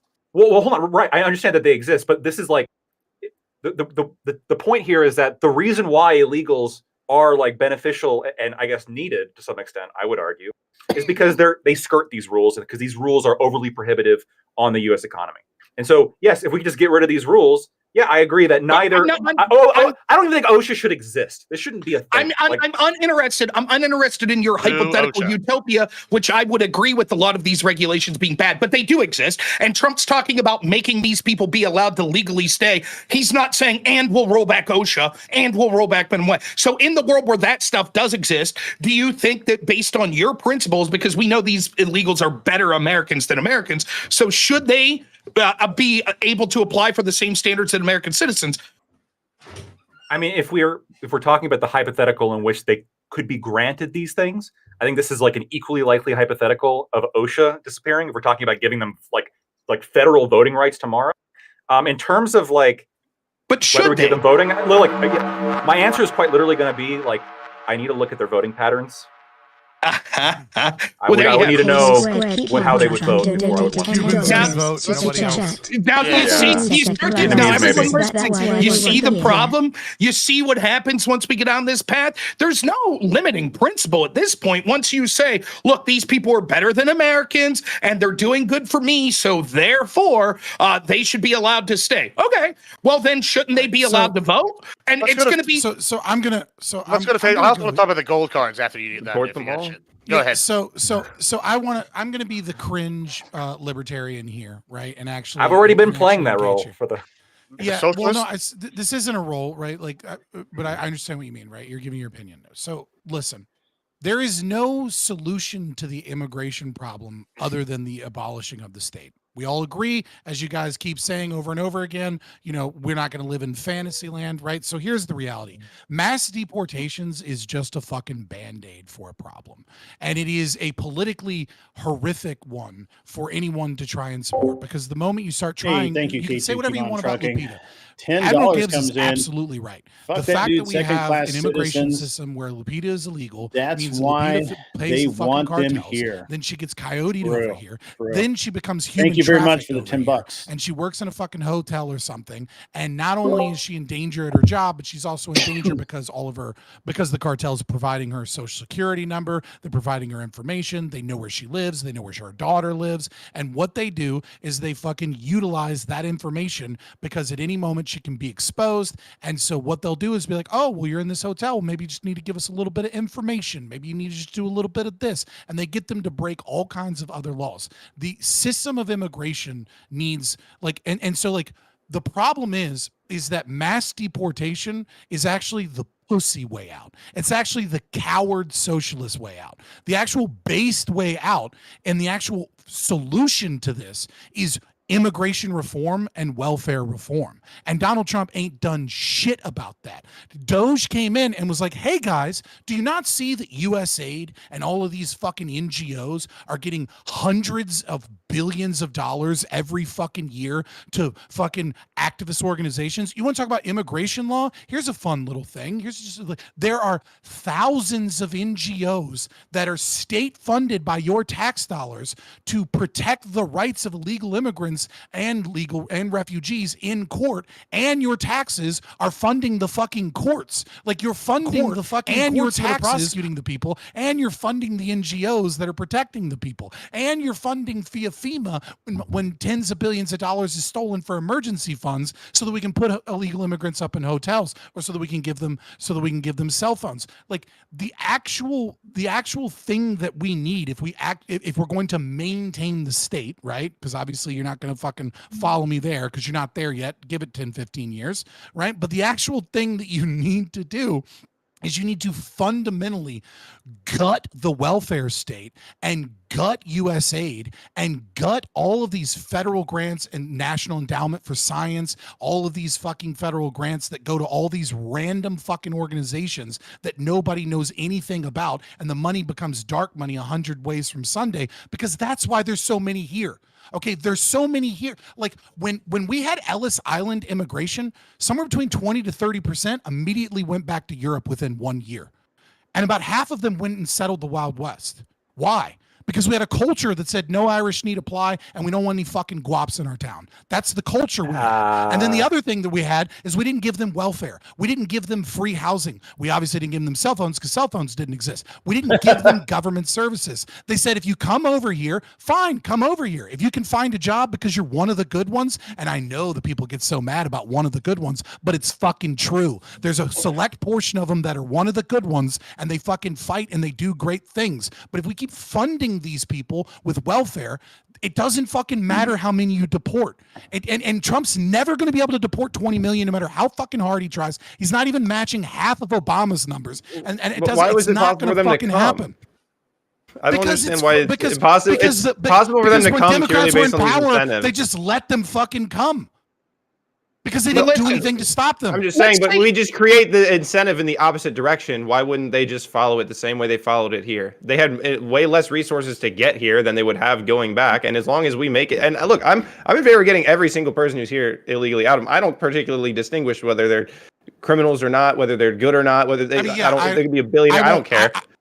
Lupita did nothing wrong. Like, as far as I'm concerned, I don't give a fuck. Well, I have no idea what that is. But that's the state's aggression, right? Like, Lupita is just a caricature of like a hardworking illegal immigrant that doesn't not commit right. That's just it's just a meme name, right? Like, it just means like besides illegal immigrant for 20 years in a hotel or some shit. Yeah, but we're sending her back. It's the state's aggression. It's the state's aggression. The state did this. What did Lupita ever do to you, Pentuple? The state said it's illegal. The state said it's illegal for you. She rejected him. The state said it's illegal for you to discriminate against Lupita. The state said it's illegal for you to not rent to Lupita. The state said it's illegal for you not to not discriminate against her. And then the state stole fuck tons of your money to put her up in a hotel and give her a cell phone and do all that. The state is the aggressor. It is not Lupita that is the aggressor. Do you think that they would leave? Like, do you think that they would do this self-deportation if we reversed everything you just described, where it's like, now it's illegal. You can't get a rental place. You can't go to a bank and get a card and open an account. You can't show your ID at this place and go buy a cigar because you'll get tagged by ICE and they'll show up. Without a doubt, some of them would leave.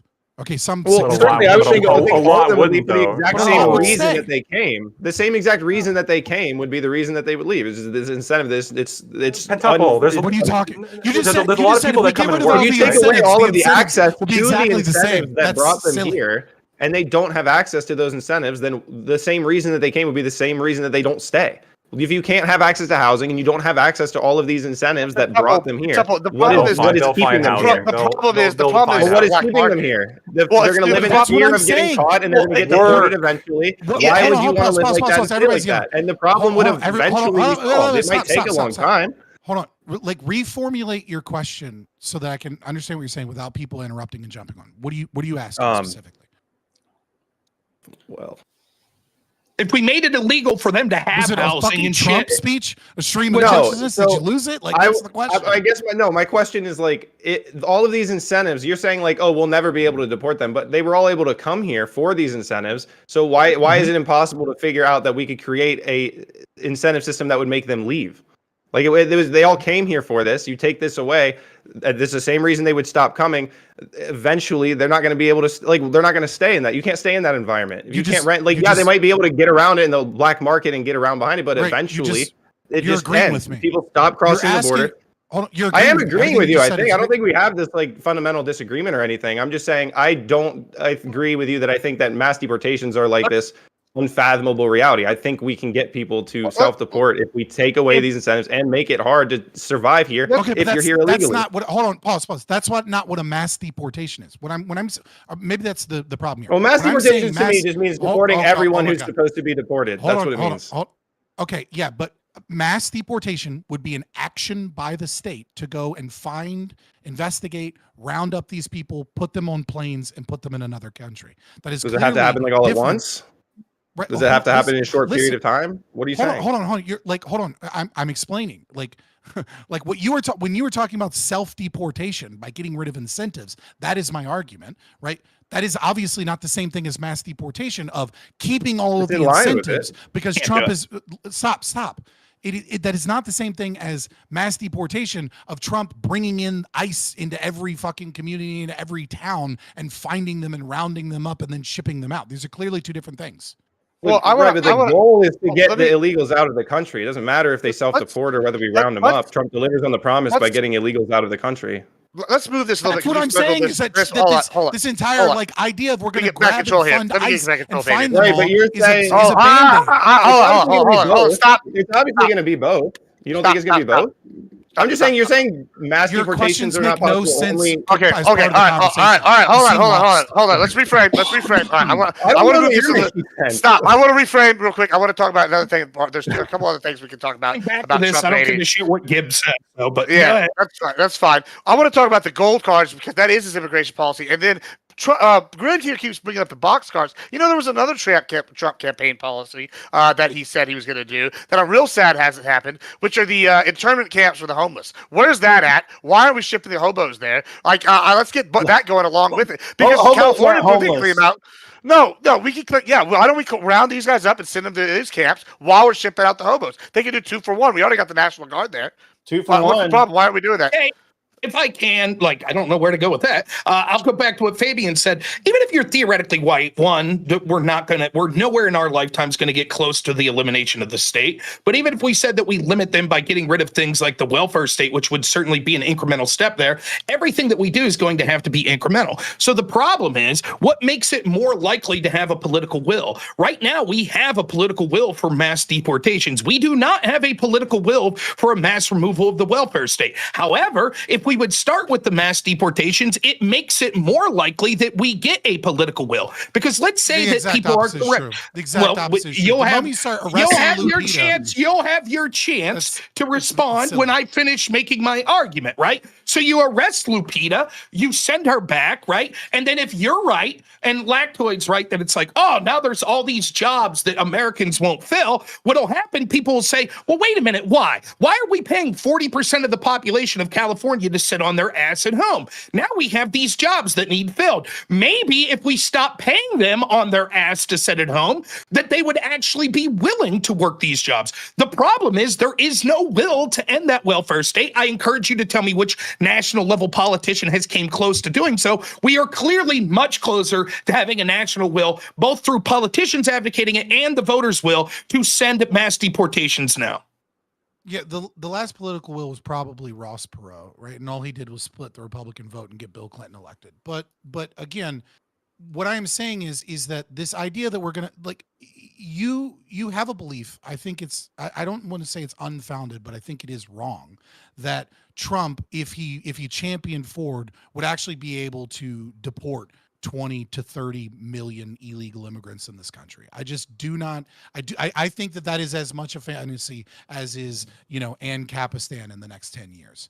I don't think that was ever going to be something that he was feasibly going to do. Now, could Trump go and deport a lot of apartment buildings full of Tren de Agua and get rid of problematic people? Sure. But as you can see, to be able to deport all of those people, he has to go against the entire left. He has to go against all of the billionaires. He has to go against all of the major corporations, and he has to go against half the Republicans, at least. It's there is no political will just because a bunch of MAGAs on Twitter want to deport 20 or 30 million people to actually go through the process of mass deportation of every illegal immigrant in this country. It's a losing thing that will get Democrats elected.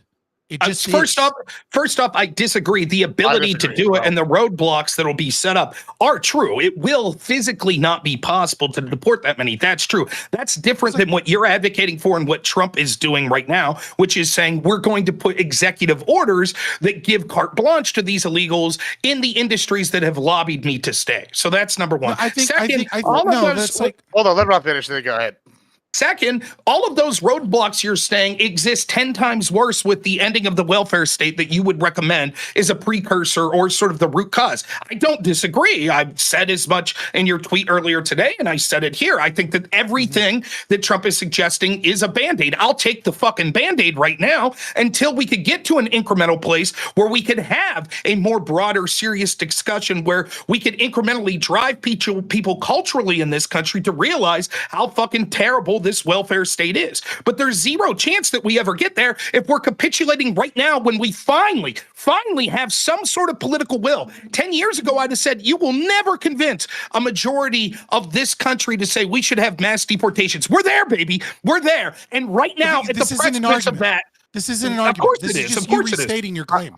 You're just restating your claim. My claim is that the entire fucking country was invested in the fucking immigration case based off of almost completely nothing but vibes and emotion on Elian Gonzalez, whether or not he should be in Florida or not. And it is one thing to go after criminals that are and gang members and people that people perceive as evil. And it is an entirely different thing to fill buses up with random people that just want to live here and work here. There's not normal people and Democrats you are going to lose them all. You are going to lose them all the moment you actually try and implement 10, 20, 30 million people in these buses. That's not even talking about the corporations that you're fighting. That's not even talking about the Republicans that won't go along with it. That's not even talking about those things. What I'm saying is that there's actual political will if Trump had the fucking balls to cut this bullshit federal spending to NGOs and to start start actually and to cut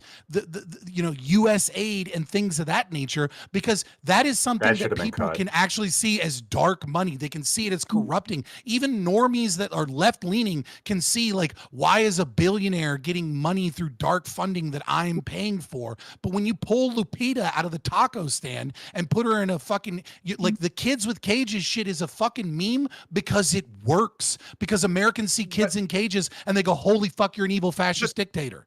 We're going to go to Rob. Yeah, we're going to go to Rob. And then I'm going to go after you real quick. Go ahead. Again, it's not that you have to send every Lupita back. It's that you have to be willing to send some Lupitas back, which there is the American will. And I'll be damned if I'm going to listen to an totally different argument. That's a goalpost shift. It is not a goalpost shift, because I just got done. It is not. Okay, then I'll expound a little more along this, right? It's not a moving of the goalpost, because my argument was never that we have to physically ship out 20 to 30 million people. It's that the problem is people like you and Trump that are making excuses for why we should not be allowed to, because allegedly there's not political will. That's the problem. The practicality of having the people to enforce this is different than having the ability to do it. So secondly, I will be damned if I'm going to listen to a fucking ANCAP talk to me about what the political will of people in this country. You haven't made any arguments. You've only made fallacious statements. Scott, I'm just waiting for an argument. Okay, maybe you would hear an argument if you stop interrupting, like you think you're some fucking super genius. You every time you say hold on. I interrupt you every time you say something. Hold on. Let me get a little order here. Let me get a little order. If you find a fallacy. All right, hold on. I don't want to have to be people. Tyler's debate shows on Saturdays. All right. Here's what we're going to do. I give you full permission to interrupt me when I make fallacious statements. All right, hold on. Everybody pause real quick. I want to add one thing to what he's saying, and then I see Grid with his hand, and we can open it up. Thanks for interrupting me before I finish my point, everyone. That's cool. Yeah, we're going to go back.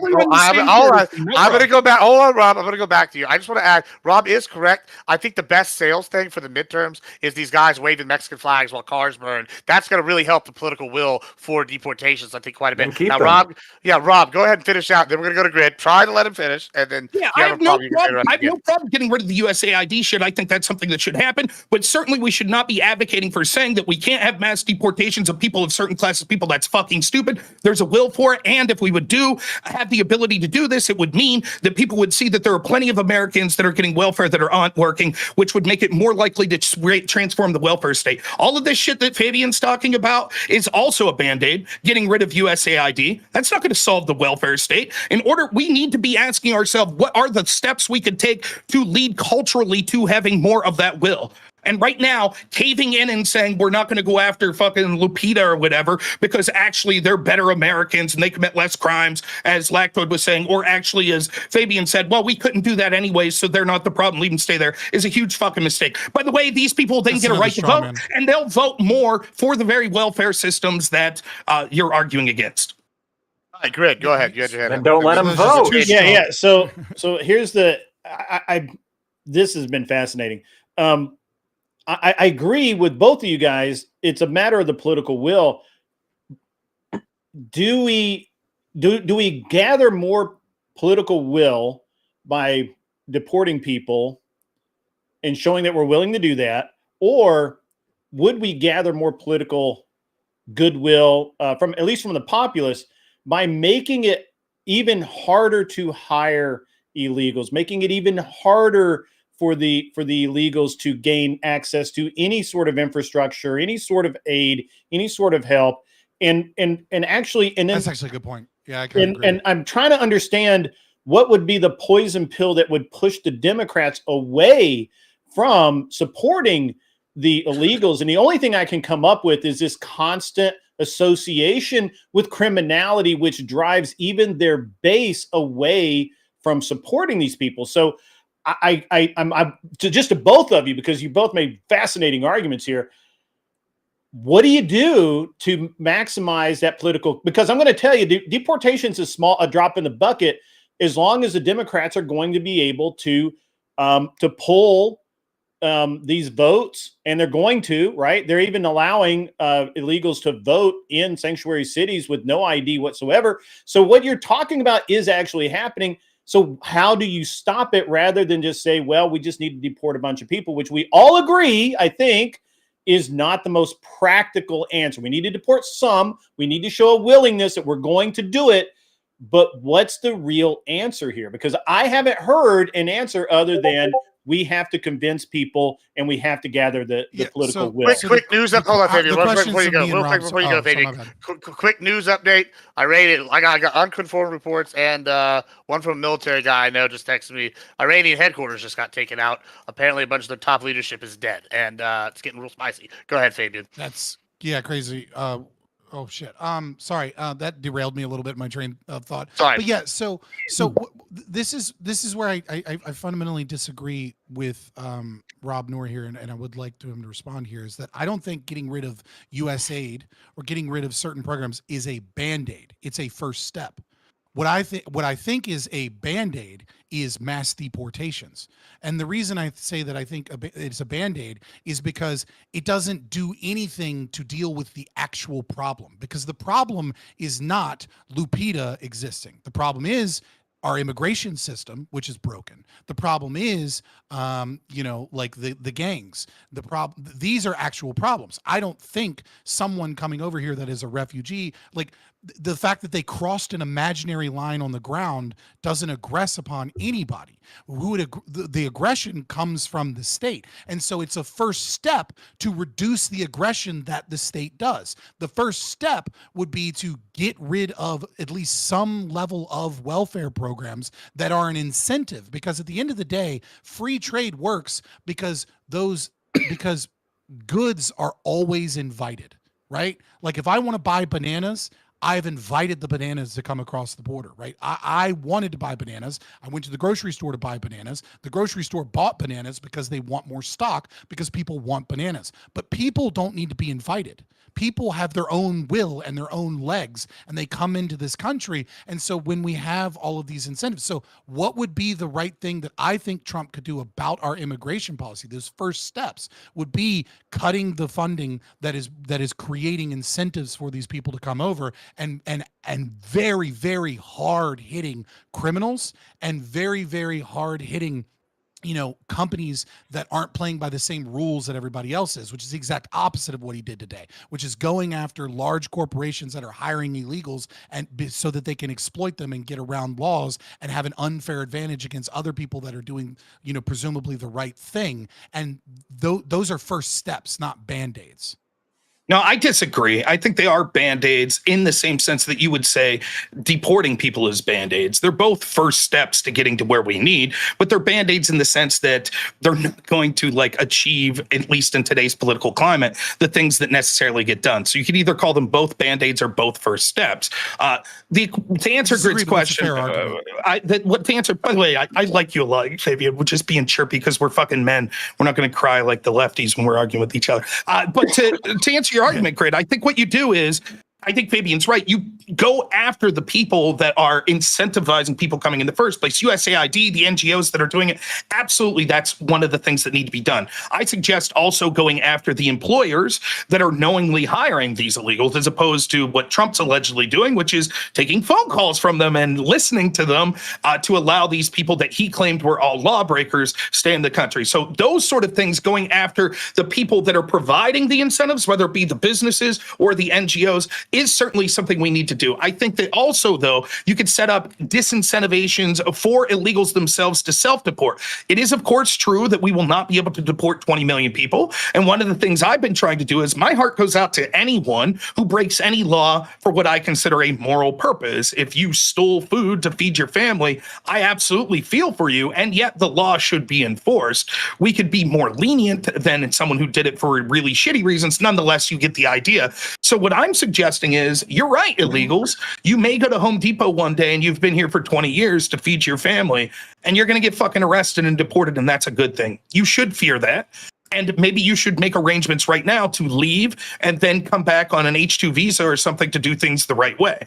I would suggest to Fabian that maybe this is a big area of disagreement we have. We may say that we're complete Second Amendment advocates and you should have the right to own any firearm you want, right? And let's say in the process of that, though, that there's not a political will for that right now. And so there's a bunch of criminals that keep coming into my land with AK-47s, and they're just totally wiping out my people. I say the police should arrest those people because the law says I can't have it, and therefore they shouldn't be able to have it. And I think that what I'm extrapolating, Fabian can explain this to me if I'm different, is saying, no, suggesting that's a Band-Aid, suggesting that law enforcement arrest the cartel member with an AK-47 is just a Band-Aid, because the real solution is allowing everyone to own an AK. And yet we're not there. And the same I would say here. You're right. All of these incentives from our welfare system, et cetera, have encouraged these illegals to come, but we don't have the will to end that system right now. And even the things we're both suggesting won't end it. There'll still be an incentive for people to come over because our milk and honey is still going to be better than the system in many of their countries they're coming from.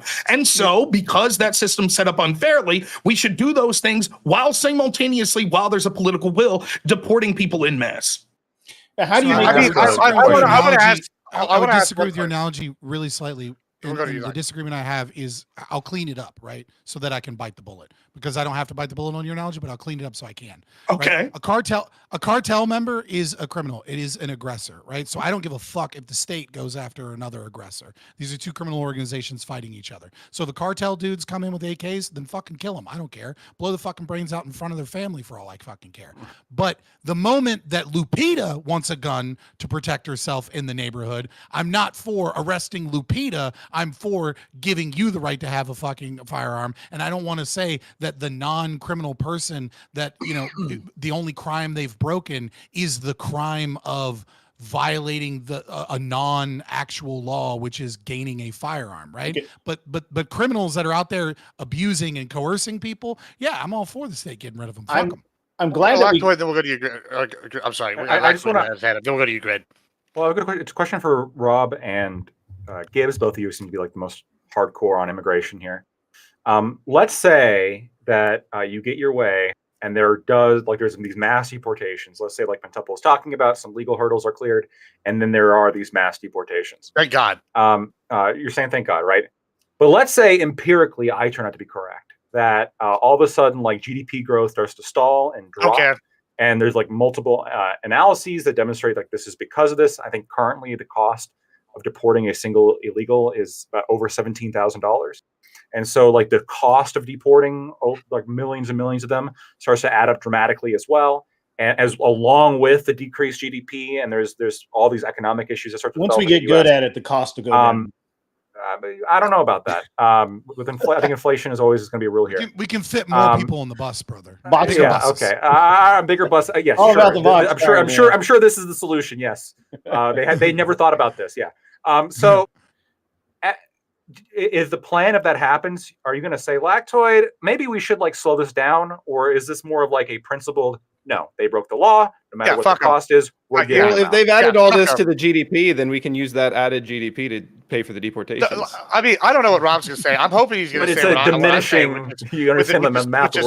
Which was fuck them. And Pentuple's made this argument a few times to non-fawn, which is he's not sold that GDP decreases necessarily a bad thing, right? Like I'm not sold that either. I think there's different ways. Well, I'm not GDP chasing is more the point. Sure. Like it's not like GDP higher means better policy. Right. I agree with that. But like it is a principle. It is fuck them. These people like are feeding the cartels till a certain point, and it's bad. It's bad all around, and it hurts Americans overall. Like we gave them a chance to do the amnesty thing, and they said fuck him. Now he keeps bringing up the deportation, self-deports. Tom Herman. He put out a thing saying, "Hey, we're going to make it easier for these people if they deport to come back." I've absolutely stood on this hill since day one on this issue. Said we need a secure border. Fuck Canada. Fuck the southern border. Fuck all the east-west. We need the Great Wall of America around us, and then we should make legal immigration easier for people to come here. And I think this is part of the way to do it. But we should do it so we know who the fuck is coming here, and we don't need asylum systems being taken advantage of because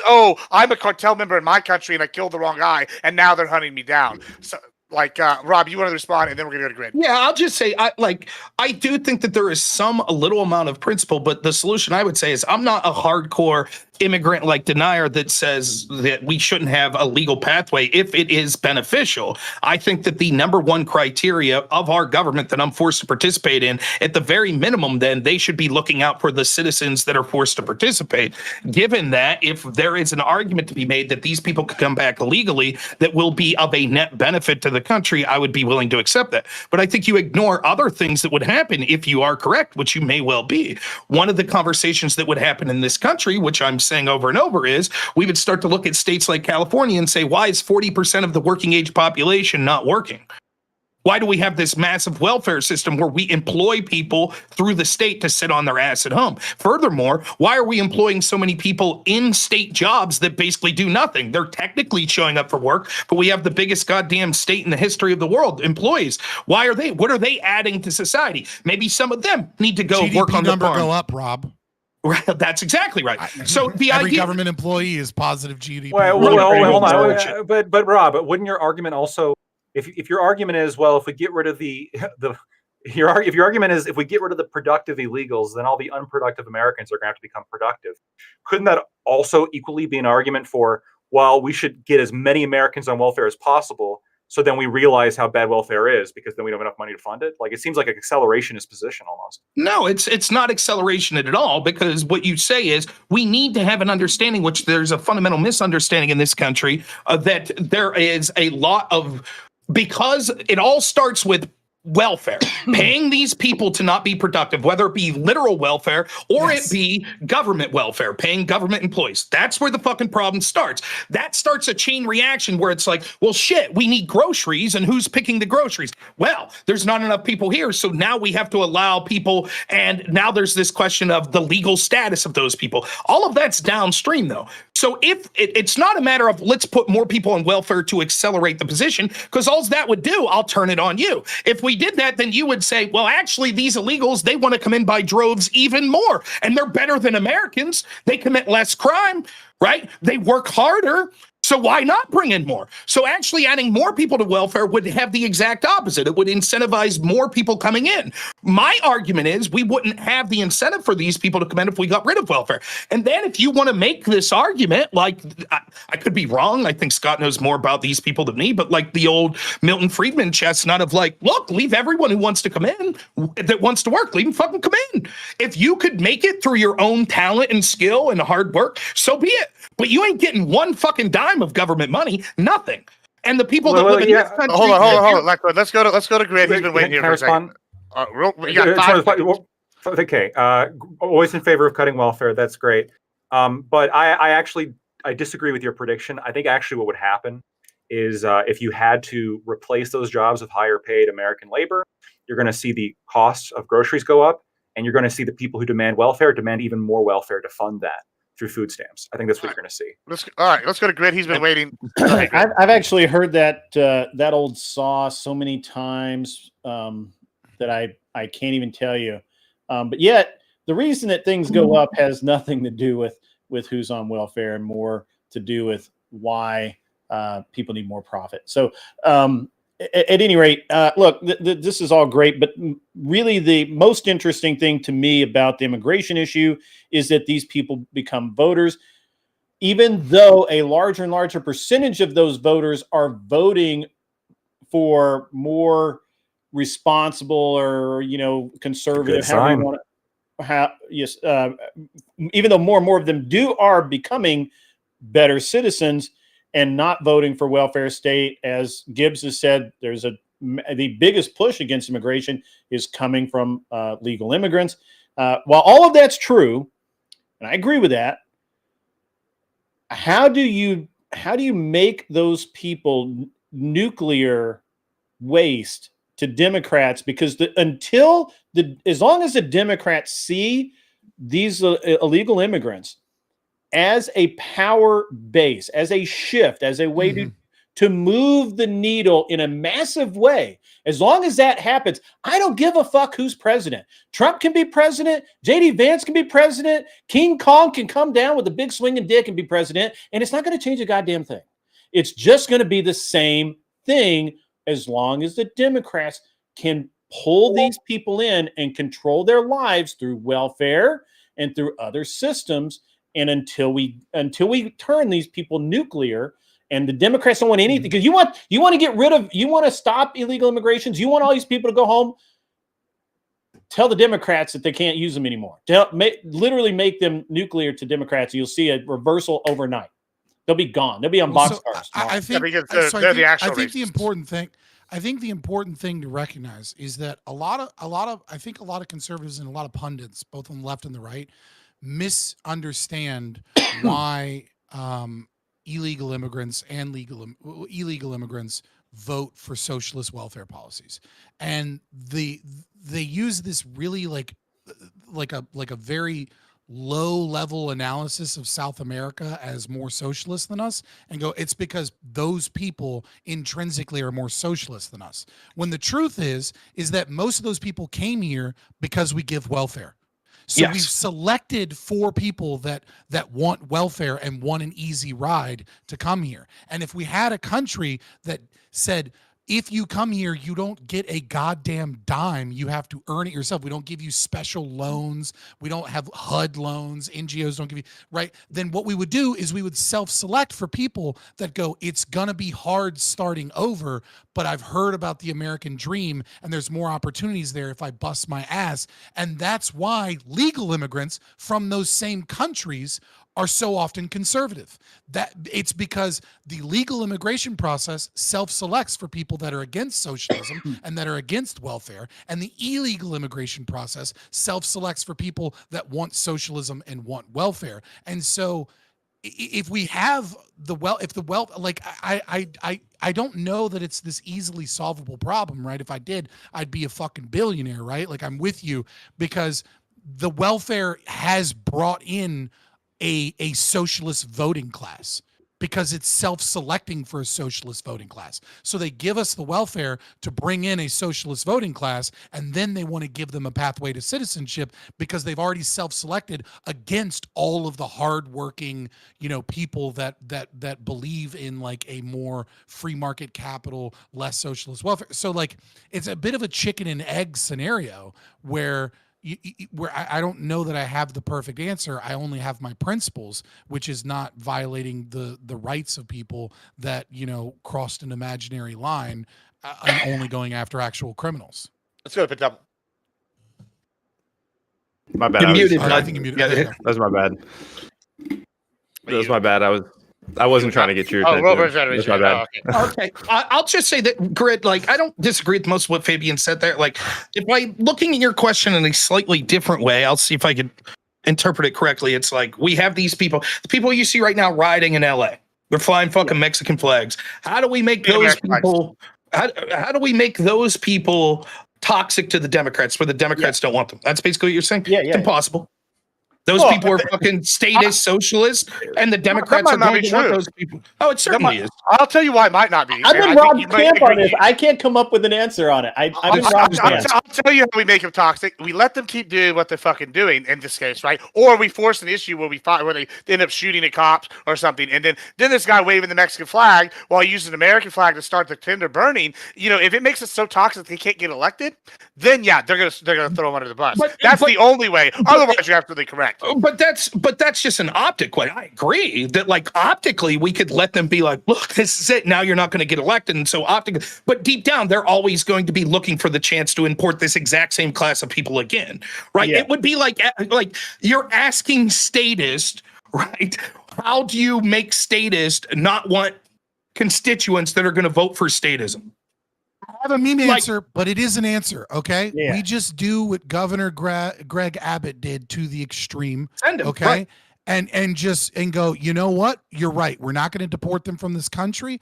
We're going to put them in tent cities right next to your gated communities. It's a meme answer. Yeah, I'm not actually suggesting that's the right thing to do. But if you want to vote for this shit, you bring up Greg Abbott, and I do want to say, I'm going to give it to you, Greg. I just want to say one thing. You brought up Greg Abbott, and Rob brought up who's your senator earlier, and there's a very interesting dynamic here. I think that you mentioned when you do this, because Ted Cruz is not real liked in Texas. He's like the federal national senator guy, right? But Abbott, it's split pretty heavy, but a lot of Texans love him. And the Texas Republican Party's actual stated position is now they've absorbed the Texas Nationalist Party. They are preparing for our own country kind of situation again, right? And I think there is a drastic disconnect from the federal Republican Party and the state governments in some regards. And I think Abbott is a great example. Abbott seems to be preparing for that and pushing this libertarian slant kind of thing in Texas. And I think we're going to see either the next president of Texas or potentially the next president of the United States after Trump because of this with Abbott. Go ahead, Grid. Yeah, so it's interesting. And I'm going to, because I'm old, I'm going to draw a comparison to when I was in school and we had Laotian refugees come into my town, right? And initially, the Democrats loved them because the refugees, that they're giving them all this stuff. But all of these people were really hard workers. They've almost all become conservative, maybe not full blown Republican, but they're all conservative. And literally all of the Democrat backing for these refugee people, it just went away because there was no votes there. There was no reason for those people to be part of, or gain any attention. And so I find that very interesting because they just didn't, they wanted jobs, they wanted to work, they became citizens, they did all of the things they were supposed to do, and they just don't care. So, but it seems like they didn't have a socialist mindset to begin with. That's the thing. The people burning cars, genuine refugees are going to be are essentially a random sample. Yeah. Illegal immigrants are people with a socialist mindset. I mean, I agree. Period. I agree. And legal immigrants are people with you guys have. I mean, you guys get shit done. Yeah, mindset. you guys put it really well. I've not been able to come up with a way. Let me piggyback off what Fabian said. He might say it's cruel. That's okay. It's what necessarily needs to happen because of the roadblocks that are set up by the Democrats and establishment people that want the status quo to continue. Here's another thing I've said. I don't think that Trump's team is creative enough, right? So you're trying to do all these Doge cuts, and the Democrats make the argument, this is discretionary. It's not the purview of the executive. It's the purview of Congress. But when you read how a lot of this spending occurs in these massive 2,000-page bills, it'll just say shit like this. It doesn't say you have to give money to this organization. It'll say 100%. X amount of dollars allocated to, cause to fight HIV in Africa, right? And then it goes to some left-wing NGO, pro-establishment NGO, and most of that money's getting kicked back to politician shit. If this is the argument and Trump keeps losing in court, here's what they need to do. All of us stream, instead of sending PBS money, how about Trump's team sends us each $1 million? And how about, when we're fighting AIDS, let's send it to pro-life groups in Africa to fight AIDS through Orthodox Christianity. How about that? And how about when we're talking about how to fight gun violence, we send all that money to the NRA. Watch how fast the same people that say, whoa, there's legal barriers, you can't do it. All of a sudden they'll go, you can't just give this money to organizations that are antithetical to everything we believe. And yet that's what they ask of us. The same's true with the legal immigration. If you're going to put up these roadblocks, shit, I'd even say it about Lactoid. Send Lupita to Lactoid's house, right? Fuck it. Choke them out, man. Can you imagine Tim Pool getting a fucking $20 million media grant from USAID? Now, my argument is I don't want Tim Pool to have NGO tomorrow if that's going to start happening. I want the will for the argument to be, okay, no longer send money like that. But that's not existing because of lawfare. So what we should do is say, fine, then we'll find a loophole where we send it to people that have our beliefs, and then you'll say, wait, maybe you shouldn't spend that money. I'm just joking there with Lactoid. We know what would go on. No. Or Lupita, I want to let me just close my bias for a second. Some of this might be motivated. I do like Latinos, and Corona beer and Mexican beer I think is the best. Where do you live? Where do you live, Lactoid? I'm not going to say it on stream. Well, no, but I mean, do you live amongst a bunch of illegals? They're better than Americans. I mean, I live amongst Hispanic people. I don't know if they're legal or illegal. I haven't asked. I live among the illegals. I know he's not voting. I'll tell you this. I probably buy my food, especially my tacos, probably from illegals.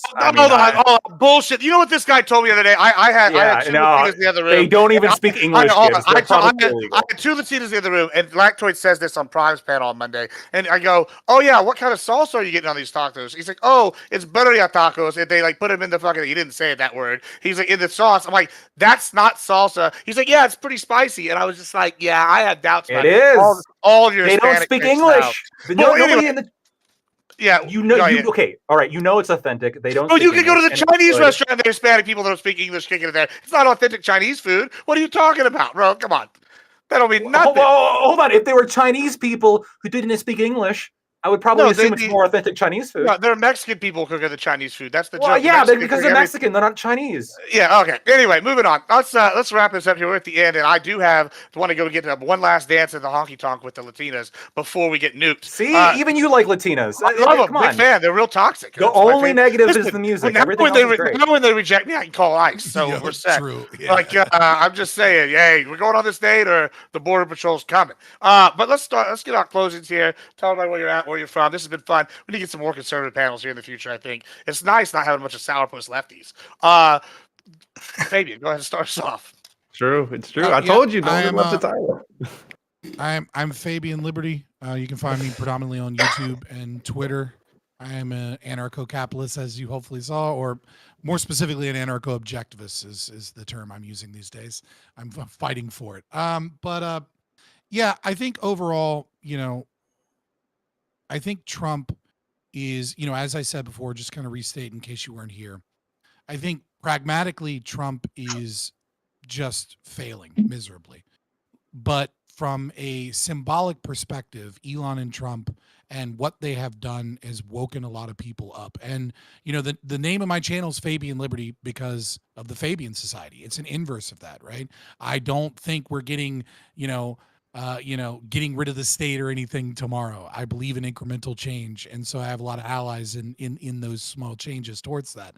And it's baby steps. And I think, I would like to focus on first steps, but I'm happy at the very least that Trump and Elon and a lot of other people and the birth of Twitter and X and, people like Mike Benz and shit have been waking people up to how government actually operates, because unfortunately it's been real lonely this last decade or these last 30 years where it's just been libertarians and unfortunately full-blown communists that have been pointing this shit out. They're like, hey, do you not see the fucking CIA doing this shit? And like, do you not see how these NGOs work? Do you not see this? And I'm happy to no longer be in the fucking company of solely communists by pointing out how fucking three-letter agencies and all of these corporations and the Democrats and all of these billionaires work to fuck us all over. And so I'll give Trump an A+ in being a bull in a china shop and exposing how the cathedral works. All right, thank you so much. Grid. Yeah, I'm Grid One Motorsports. You can find me at an Unreasonable Man on YouTube. I represent the angry, gun-toting, meat-eating fucking people, and our lobby's small, but we're growing. We're growing, and at the end of the day, I think the clearest path forward is to somehow turn the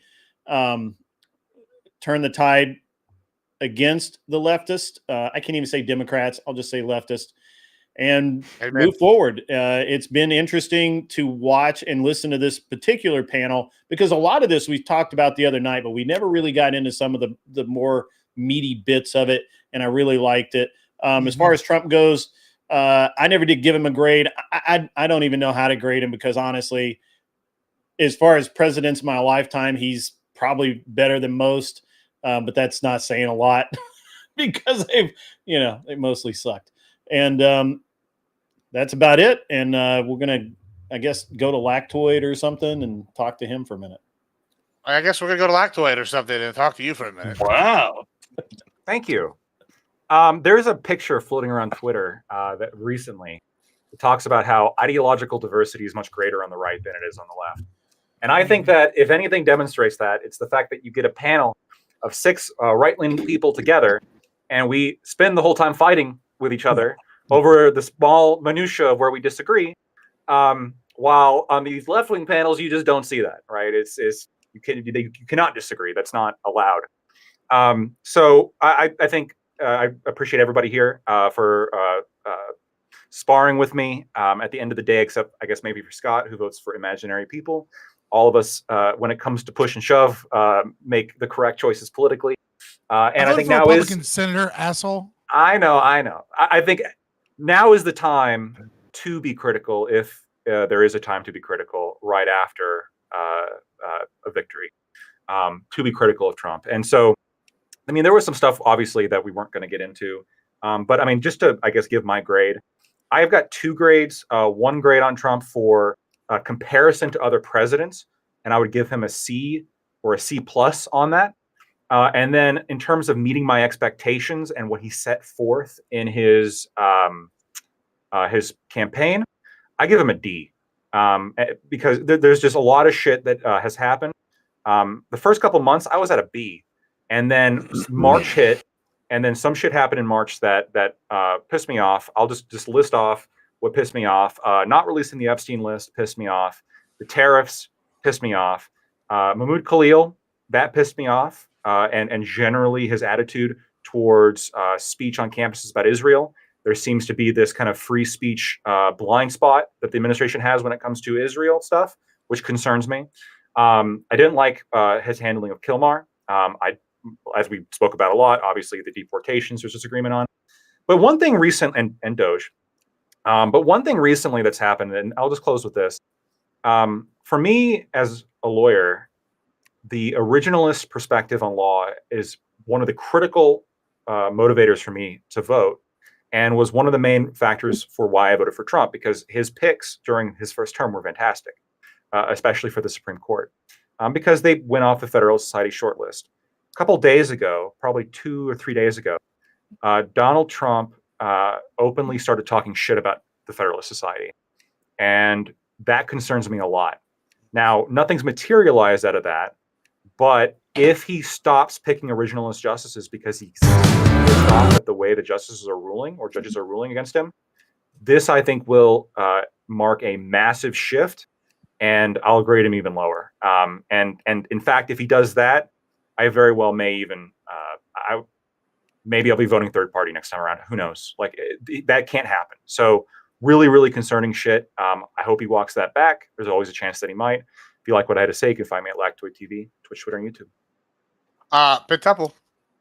All right, so I'll give him an A-, a shock from MAGA headquarters. But part of this grade is because we're 6 months in, and I think a lot of his agenda is being obstructed by the parties that he needs to collaborate with to actually accomplish a lot of these goals. And a lot of them are, ambitious stuff, especially with trade and stuff like that. But on a lot of the issues I care the most about, he's done what he can do. On birthright citizenship, that's getting held up in the courts. Dismantling the Department of Education is getting held up in the courts. A lot of this deportation stuff is getting held up in the courts. I don't think we, sit back and trust the plan. I absolutely want to hold his feet to the fire. I absolutely want to make sure that his rhetoric is in line with what he said he would deliver on. And I am in favor of, mass deportations. I'm not in favor of what he's saying about letting agricultural workers, get treated differently.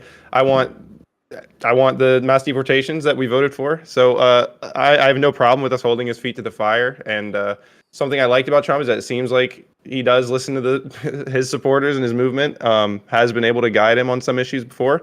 So I'm optimistic. We're 6 months in. I think it's an early point to grade, but we're on track for. We could still see a lot of these things delivered ultimately by the end of this term. So I'm not ready to write it off yet, but I will be as red in the face as Rob is if by the end of this term we're facing at the same. If what he says comes true, and this is all I'm with him on the principles and what we want. I think I'm just maybe more patient, which might be naive and ignorant, but who knows?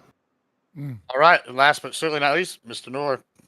Funny, we didn't even talk about the reason I voted for Trump. I'm a single issue voter, and that's government corruption. I think the most important thing is to go after like corrupt institutions like the FBI, the swamp, as Trump would put it. I think you could see how USAID is connected to that, how even immigration could be connected to that.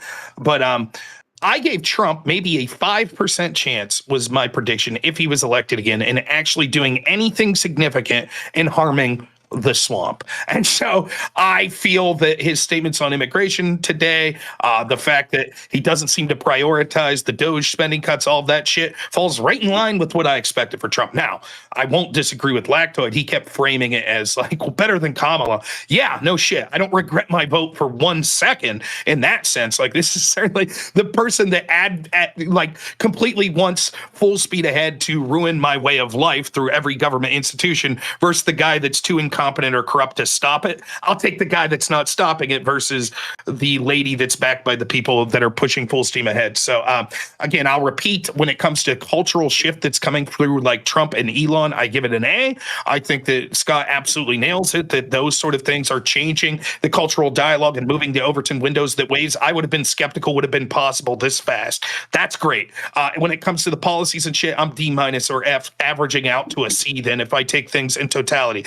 Look, I was worried that this was going to be a boring panel because if I had to ask you who talks the most, I would say it would be a tie between me and Fabian, and then Lactoid would be number 3. And I was like, oh shit, we're all going to be coming at it through a critical Trump sort of libertarian-esque perspective. I'm so fucking happy that we yelled and screamed at each other because it would have been boring for us to participate and boring to watch. There is a difference between us and the lefties, and that's that we all respect each other and we think that we fucking are coming at things through principled positions, even if we don't necessarily agree with that. We will argue till we're red in the face about the minutia on the little things, and yet we'll agree on 95% of the things.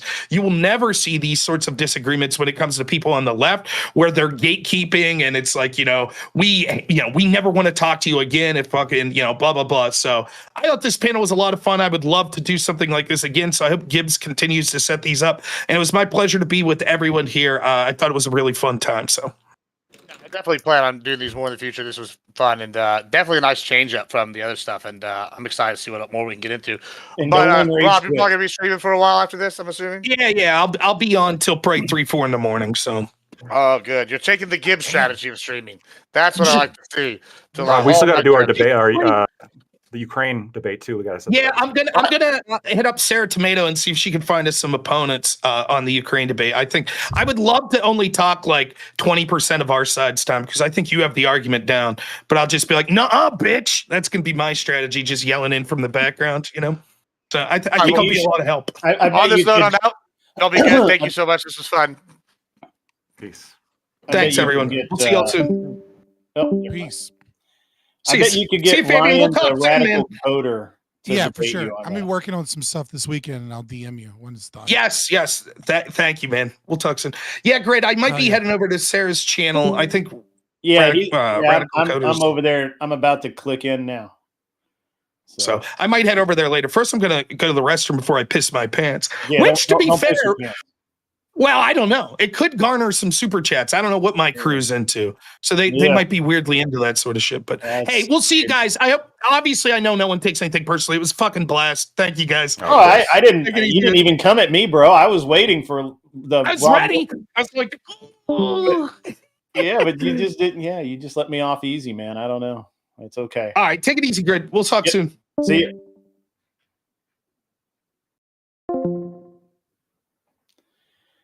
New secret e-girl room.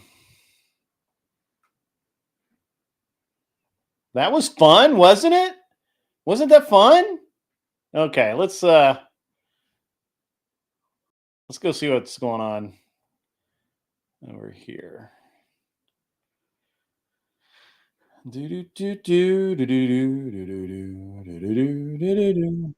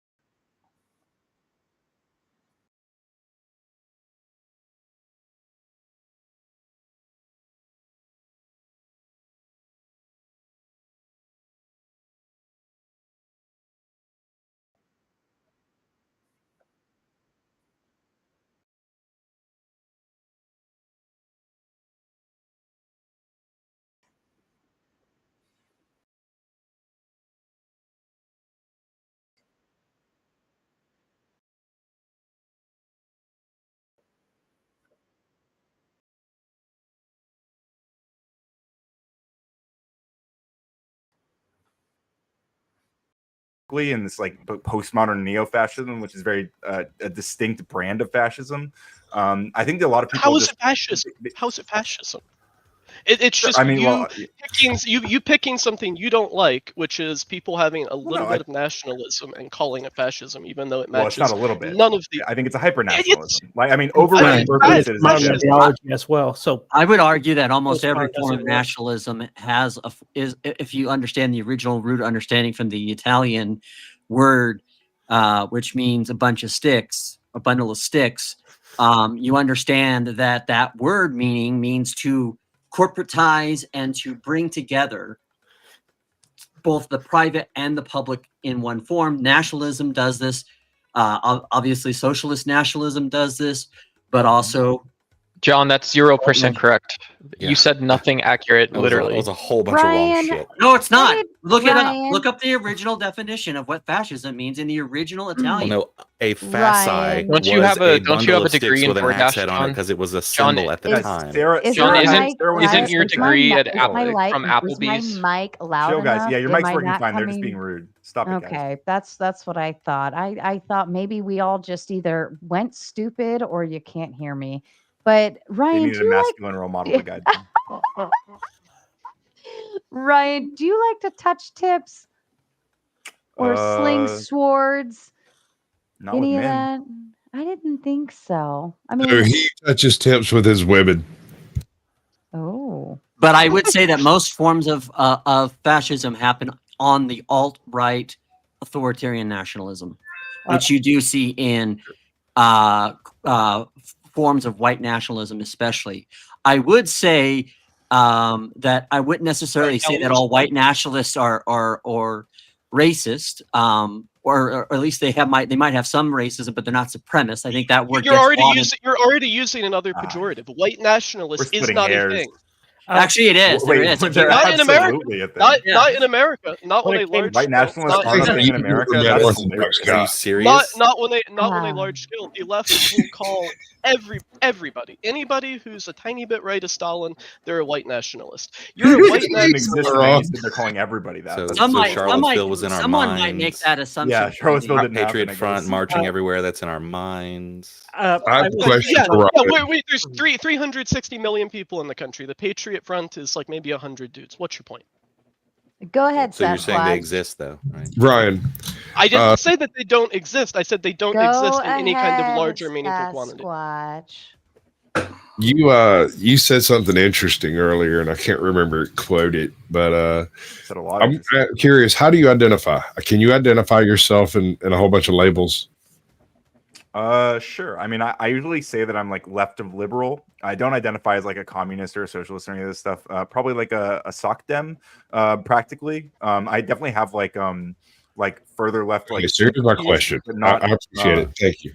But you, yeah. do you again, I don't identify yourself, or do other people identify you?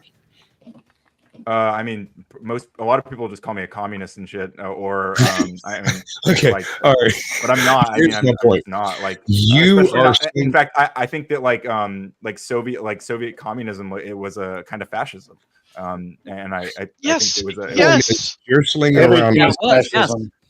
The everything is no particular things are.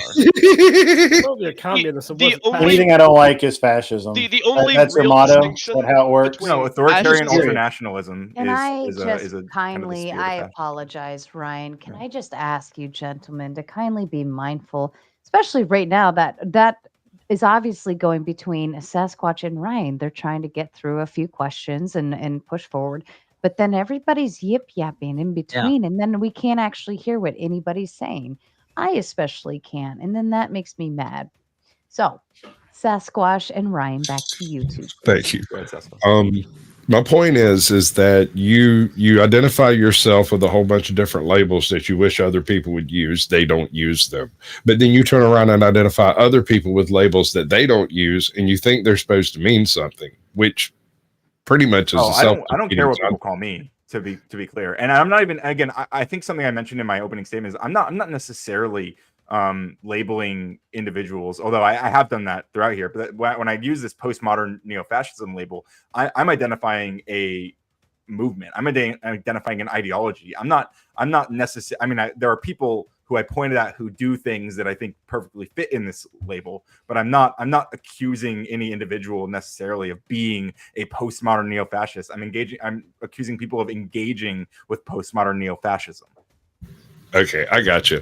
Now, here's my last point. It is a direct attack on you and your character.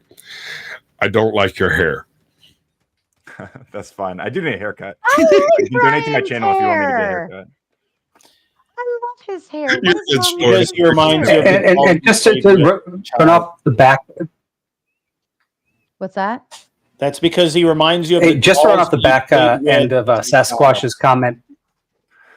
Sorry, Grid. There's a lag. There's a lag on Vibes in because just a question. Go ahead, Vibe. Oh man. How Can about you guys hear me clearly now? Let's try this Vibe. Okay, yes. Vibe. I'm gonna start counting down, and I want you to pick up counting where I leave off. 10, 9, 8, 7, 6. 5, Yeah, 4, it's a long 3, lag. 2, It's a long lag. 1. All right. Vibe, you've got about a 5-second delay. So why don't you try hopping out? Maybe refresh or do something on your end and then pop back in because that's a really get your long shit lag. together, Vibe.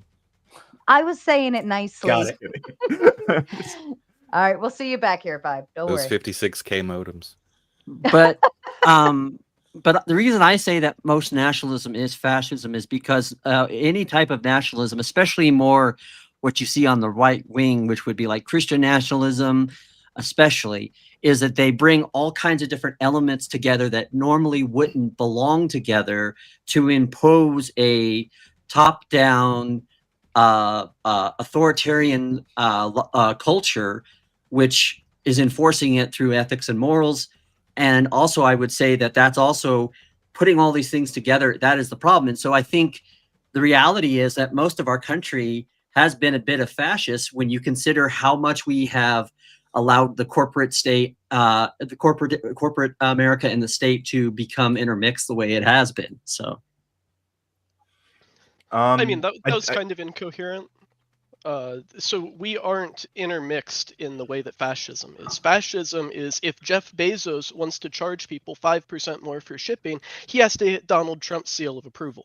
That's not how our that's not country fascism. That's authoritarianism. And I know No, that is fascism. No, a it's key not. tenet. It's not. Yes, it is. Look it up. A key No. tenet of historical fascism is the government has direct control. Yeah.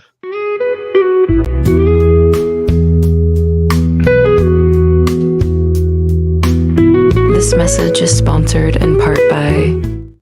That is a lovely horse. Have some Shout birthday out. cake. You guys argue. Birthday cake. Shout out to Explanation K2 of Keep the on night. Trucking with the big 5 to say Oxycat, where is the milk? Can you play Oxycat's favorite horse video? Yes, we absolutely can. And shots already being fired in at Duck. Duck, you got 5 minutes in the back. You should have been nice to him. I'll set the timer now, Duck. Yeah, you got to be nice. Be safe back there, man. Yeah. Brian, when it comes to your definition of postmodern neo-fascism as like saying that post-irony is like a tenet of it, I'd say that originally when you look at fascism, like a main reason it was anti-Semitic is they were trying to critique communism by pointing out the people who created the ideology instead of directly arguing against the ideology itself. So I'd say that's that's been in fascism since its its birth, pretty much. Yeah, I agree with that. So why would you put postmodern to it when it's just pretty plainly neo-fascism or just paleo-fascism or something of that nature? Because postmodern sounds cool. Well, okay, so the first thing is that I am admittedly playing a bit on like I mentioned in the very beginning is Jordan Peterson's labeling of postmodern neo-Marxism. So I am riffing on that. But I also I think what I'm pointing to when I say postmodernism is this like postmodernism, my understanding at least, is that it's largely about criticizing objective truth in a way, or like people who claim to have objective truth, right? And what I think is happening with this particular brand of fascism is that they're utilizing that space, that like liminal space between reality and unreality, in a way that they're commanding, they're rewriting the narrative in a way that it just fundamentally couldn't exist back then. It's kind of the nature of the internet that like is being really embraced through this. That they're really creating a new narrative through this like post-truth, I mean, it's all of these things combined. Really, it's using all of these different tools in a bunch of different ways. But it's kind of this like the phrase I kept coming back to was like the joke is that they're not joking. Like there's the mimetic warfare of it, I think is more what I'm pointing to. It's not just that they're like lying. It's not just they're being dishonest or they're framing something one way and to get to another thing. It's more about the mimetic nature of the language wars that they're waging. That was fascinating. So mimetic language. Whenever you want to call them undocumented migrants, Agreed. So an undocumented migrant, that would be, and I'm sure this does happen. We process paperwork in tunnels still in the United States. So sure, there's probably some percentage of people from South America who've completely done the process right, and they just got their paperwork lost. So they want to come up here, fight it in the courts here. That's an undocumented migrant. Whenever you come here illegally without going through the process, that is an illegal immigrant. So whenever the left takes the word illegal immigrant and changes it to undocumented migrant, that is the exact same kind of mimetic cultural warfare. So by your own admission, all of the people who came through the asylum system, all the tens of millions who are here through the asylum system are, by your definition, not illegal aliens. Well, you'll find if you actually look into the statistics, 72% of immigrants who claim asylum actually return to the countries that they fled from for vacation. So I just think that's the cute dodge, but the like asylum I said, by system, your logic you just said, so all of those people that you guys have been calling illegals are not, by you, the definition you just gave, illegal. Technically, no, they wouldn't be. Yeah, technically, no, they wouldn't be. But that doesn't mean that it's not illegal to some degree because the of glut of the people you guys have been complaining about since post COVID. If they do not have the actual legal definition to seek asylum, and they lie and claim to seek asylum whenever they actually don't have any reason to, then yes, they are still illegal in the exact same way. If you're fleeing from political Well, they haven't seen the judge yet to determine that. Well, too bad. It's our country. Right? We Well, don't that's have, why they're in the process. we don't have our court systems. Still have to respect the process. Does anyone else see how disingenuous this shit is now? It's plainly right. It's to see right here. Our court like, this is systems it. are already years. You kind of fell off there, Blondie. We cannot. No, I know. If only we would have passed a bill that gave it more funding to give it more judges. If only we would have done that. What about? Oh yeah, more judges. That'll do the trick. Well, no, it's like what Effigy's pointing to is that they tried to pass a bill that would have done exactly that. But it's not. It wasn't just that, right? Let's not pretend that there isn't other pork and other things that are put in. It was mostly that, and people pointed out how there was Ukraine funding, but they removed the Ukraine funding, and then all the Republicans said they were going to engage. They said they were going to support it, and then Trump tweeted about it, and then they decided not to because Trump said. So what you see from both sides, is them politicizing that issue to the point of where they're saying one side is saying this is for the immigration issue and to help with the border, and the other side saying that it's not, and both of them are looking at other elements besides that as a justification. This is what happens in politics all the time. And this is a problem. And, engaging in whataboutism and talking about, like, I think, Effigy, you're right to a certain degree, because on the stance of the people coming in through the process, which was allowed for them to process, they were not illegally doing it because they were given an open door and they were given a pass check. But the Biden administration was illegal in what they were doing. Saying, "Do not come." What are you talking about? Trump said, "Do not come," and now they're not coming anymore. Imagine that. So did Kamala. Kamala said, "Do not come," and no, she didn't. Wait, are you kidding me? Towards the end, when she's trying to win an election, it's a very famous sound clip where she goes, "Do not come." No, it's hilarious. You see how it doesn't matter. They even give you their own definitions, and then it still doesn't matter. The point being is, if we would have funded these things, even to every single person in here's admission, only 35% of that number would have stayed, because 65% of asylum seekers get told no. So if we would have just funded the shit, given them the judges, put them through the system, only 35% of them would have even stayed. So we wouldn't have had these tens of millions of people here. Now we're going into the typical liberal dribble that if we just throw money at it, it will solve the problem. If we just throw money at it, it'll fix it. How many judges do you think you would need to process 20 million odd asylum cases? I mean, are we giving them like Russian? Are we giving them like Russian courts? Like, you go in, you get to sit before the judge for 2 minutes, and that sounds great. Otherwise, you're looking. I don't know if we have enough judges in the entire country. Do you admit that any more than we have now would make it move any faster? That's not an admission. That is a because fact. then I don't have to. If we have 15,000 judges, and then the next day we have 15,001, it's going to go a little bit faster. Just saying, if it's such an existential crisis that you guys keep saying it is, it should be worth the money, right? Judges. Yeah, we're not going It'd be to easier be able to change to the law pull... though, effigy, than to go and actually fund the system to do it in the proper. Well, no. This is an existential crisis. You guys are ready to nationalize the National Guard and all this shit. So we've got to get rid of these people, right? So why is it so hard just to fucking truck a bunch of money to a bunch of judges temporarily, get them all down there, run those cases through like fucking mad, and get it done with? Because that's not just you're not just looking at money or manpower. I mean, what you're looking at is being able to be going through a lot of details, being able to know the answer. Yeah, right. And by being a rhetorical question, meaning you're begging the question and not actually making an argument, and that's okay. But Well, I'm what he's saying pointing to is that you guys aren't actually interested in giving all these people due process. You guys don't care about the law. Who's all of us? Who's all of us? You're right. Everyone who's standing You're right. They came here illegally, therefore I have okay. no So everybody that supports Trump, you showed by your own definitions they're not illegal. Okay. We can all agree that people who ran over a border, like who broke a hole in a fence, came through. Yeah, that's fine. If they get caught doing something, send them back. But when we're talking about the asylum seekers, they came here through a legal process, signed papers, and were told to wait for a judge to determine their case. And I think that that happened more than the right or MAGA. You can blame Biden that, but that shit is law. That's Congress writing laws. I understand that. What I'm saying though is where the process on Biden becomes an issue was how they were trying to fast track through them through that process with that app that they had, which was no good. I think they had the right mind of thinking of new ways of trying to streamline the how dare they try to improve a process that everyone agrees is shit?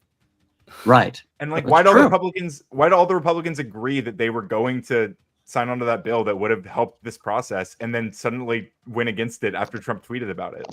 It's very obvious that they also thought it would have helped, and then they realized that Trump said he wanted to use it for political gain. So like he wanted to use the border crisis for political gain. Just like he said that the people in Charlottesville, the neo-Nazis were a bunch of fine people, right? Yeah, he did. He said people who wanted to tear down he said people who wanted to uphold this Confederate statue instead of like moving it, or at least to a museum or some shit. Like, why move it? Fine people. Right? You don't want to move it. Don't be bad. You don't understand the history of these You don't want to I'll tell you. I'll answer the question. Down the Robert E. Lee statue.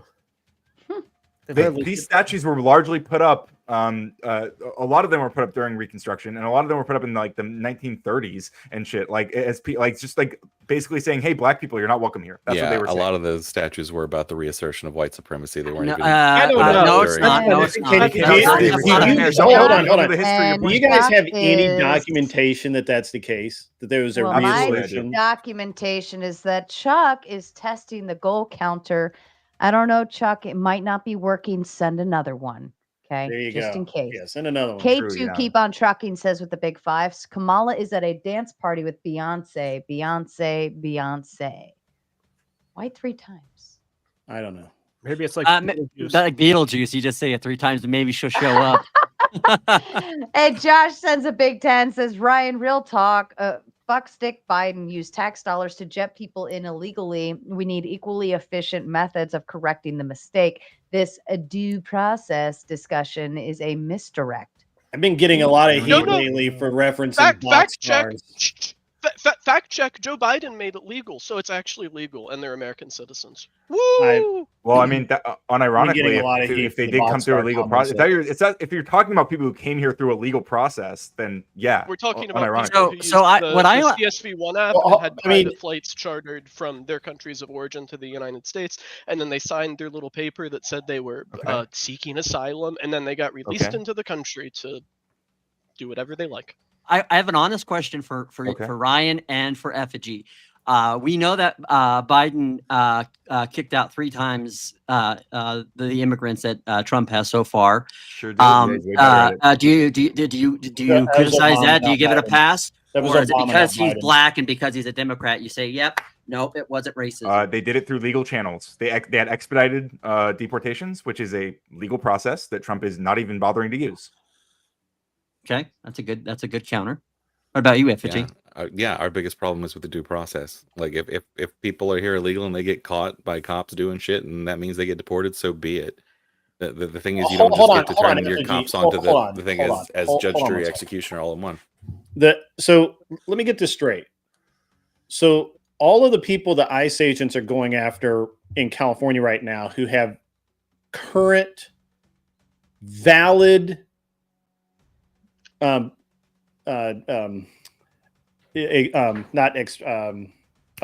lost my train of thought. The deportation orders, or are wanted felons, or are otherwise miscreants, criminals, etc., that need to be gotten rid of. In the entire city of LA is burning because of it. But you just said you support those people. You know, they're valid deportation orders. That's painting it all one side. Number one, if those people are like that, sure, I'm fine with them getting deported. The reason people are blanket doing this is because that's not how things are being handled. But that was exactly who they're going after right now, currently. Not anymore, no. But not anymore because they're rioting. So to get rid of all of them. That's what happens. No, actually, Grid, that's exactly what's happening about the order of this. If you fuck around, you find out, and they're finding the fuck out. That's actually a lie.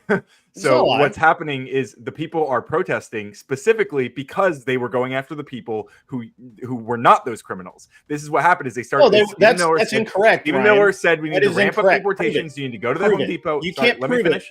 Prove it. We need to go to the Home Depot. Literally, ICE, and it was literally posted on the ICE board of all the people that they were looking to deport and all of the documentation. Throw out some documentation there, Ryan. You just made a really bullshit claim saying that they were going after people that were not on those lists.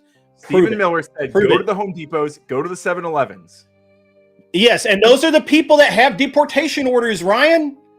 That we're going after literal criminals. Why do you take? So what you're saying? Hold on. What you're saying is because if they just happen to be at Home Depot, those people ignore the deportation orders, right? Is that what you're saying?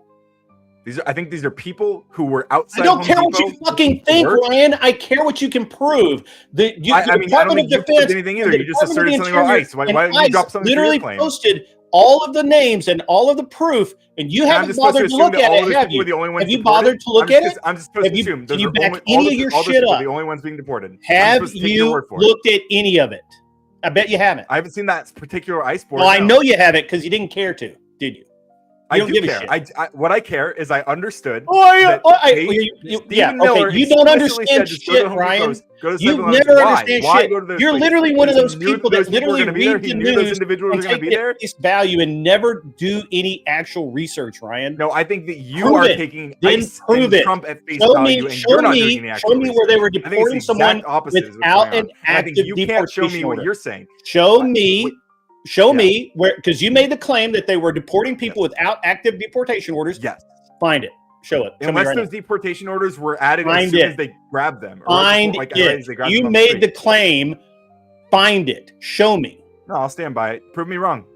I don't need to prove you wrong. I didn't make the fucking claim, you dumbass. You made the claim. I think I'll be vindicated. I stand by it. I don't think you will be vindicated. I think that you can't prove it. I think you know you can't. It's your word versus mine. One of us is gonna fuck around and find out. One of us is fucking lying right now. You can't prove it.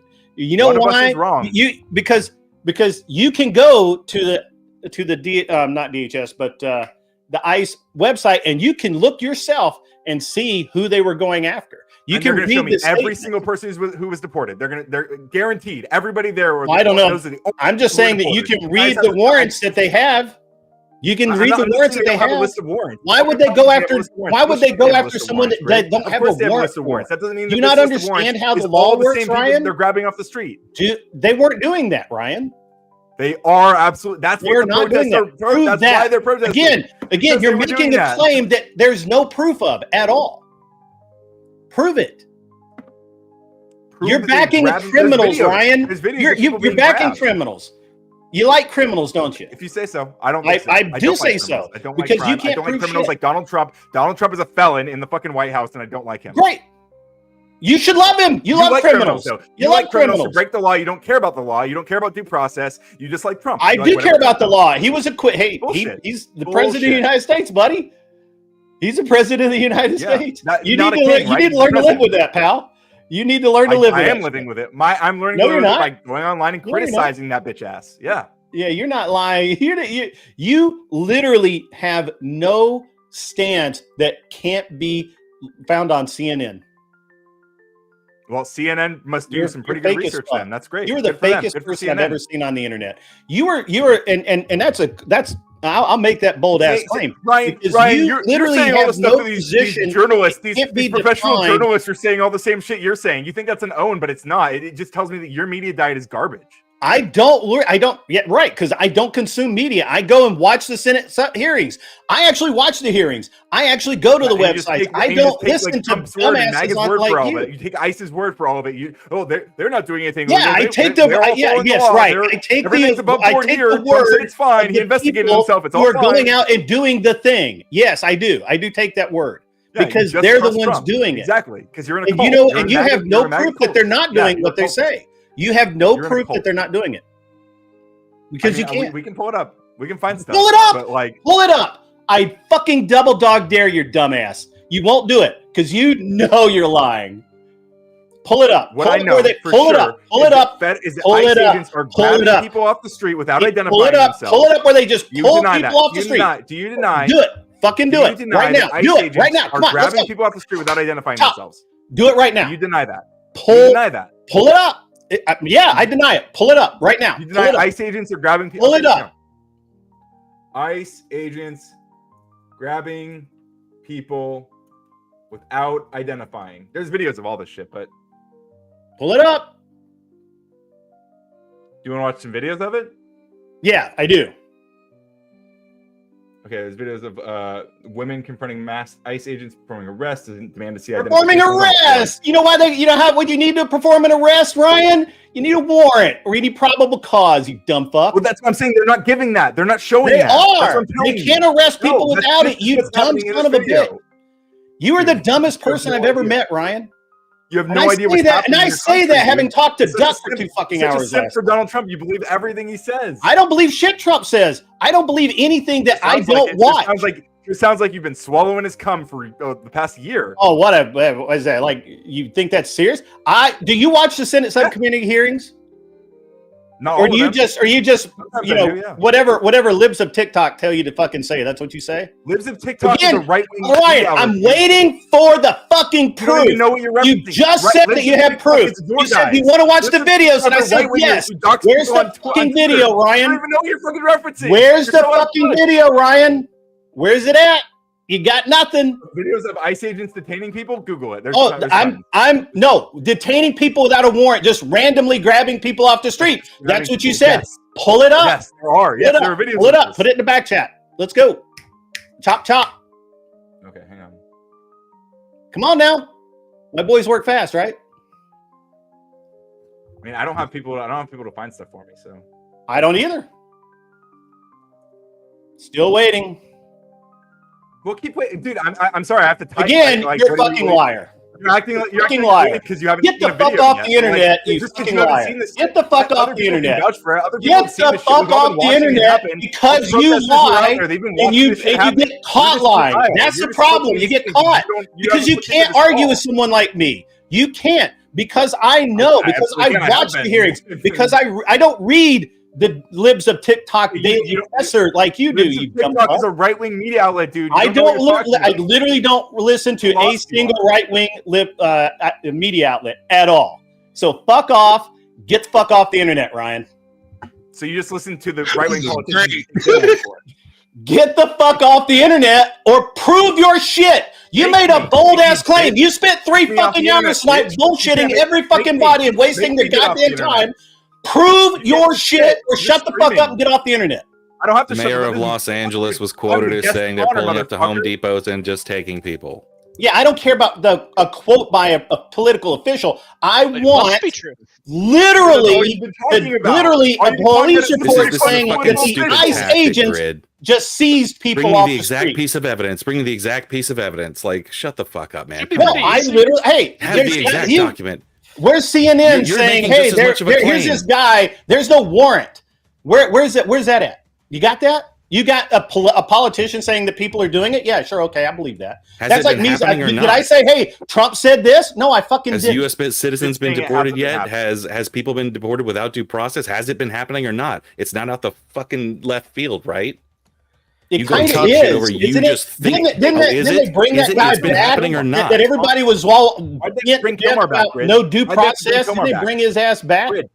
Grid. Why'd they have to bring him back? Why did they bring him back? To face? Yeah, why'd they have to? I guess because we wanted him back. I don't know why. He was a fucking criminal. You should have left him in El Salvador. He needed a hearing. He didn't get due process, dude. How do we? I don't necessarily know that. I don't know. I'm still kind of question. fucking out on that because I've got a better question. everything why I've did, read an says hour that he ago, went to fucking a federal court. judge take If away you go Trump's to fucking ability court, to that's use due the process. National Guard in California? You know the answer? The answer is because it's all fucking lies. The Supreme Court said that he could use the National Guard, though. And it's not lies. I mean, I'm 30 minutes from the riots, and they moved to Santa Ana just recently, which is like 15 minutes for me. Every Home Depot I go to and U-Haul, there's illegal immigrants on the corners, and that's fine, right? It's kind of weird because, like, I kind of want to step this back up in the sense that ICE has a policy where they don't do clean sweeps. Like, they just don't go to Home Depots and they don't go to U-Hauls. And if there's a protest going on, they may, like, if things are happening, they may grab people, they may detain them, they may ask them for ID. And if they don't have the ID, they're going to do a little bit of due process on that, right? Make sure they have a green card or something. Otherwise, they're going to be detained. But Trump isn't even going after the people that are here illegally, even though they're illegal. They're 100% illegal. He's going after the illegals that have done illegal criminal actions after being illegal, which is just freaking crazy. And Ryan, you're sitting here like defending people that are illegal, saying, "Oh, we can't get rid of the illegals. We should only get rid of the illegals if they've done something illegal after already doing something illegal." You have to go through the legal channels. That's all I'm saying. They're literally only but they going don't. after people that Not have everyone does. Not existing everyone Can we just like stop this outstanding like idea like it's bad to like deportation defend order. people just because they're worse off or they've done bad things? If That's- someone you're went through a conflating. prison, no, just in general, the principle. If someone like went through a prison right now and just started shooting people in the head, and somebody was like, "Well, who cares? They're just prisoners." That's not what's being said. That's Never mind. that's Not the all. idea. That's the second dumbest thing said on the panel tonight. You guys are making this huge fallacy of composition, whereas like you're like, oh, well, You're they're making a criminals. They don't fallacy right now deserve- by using a straw They don't man. deserve.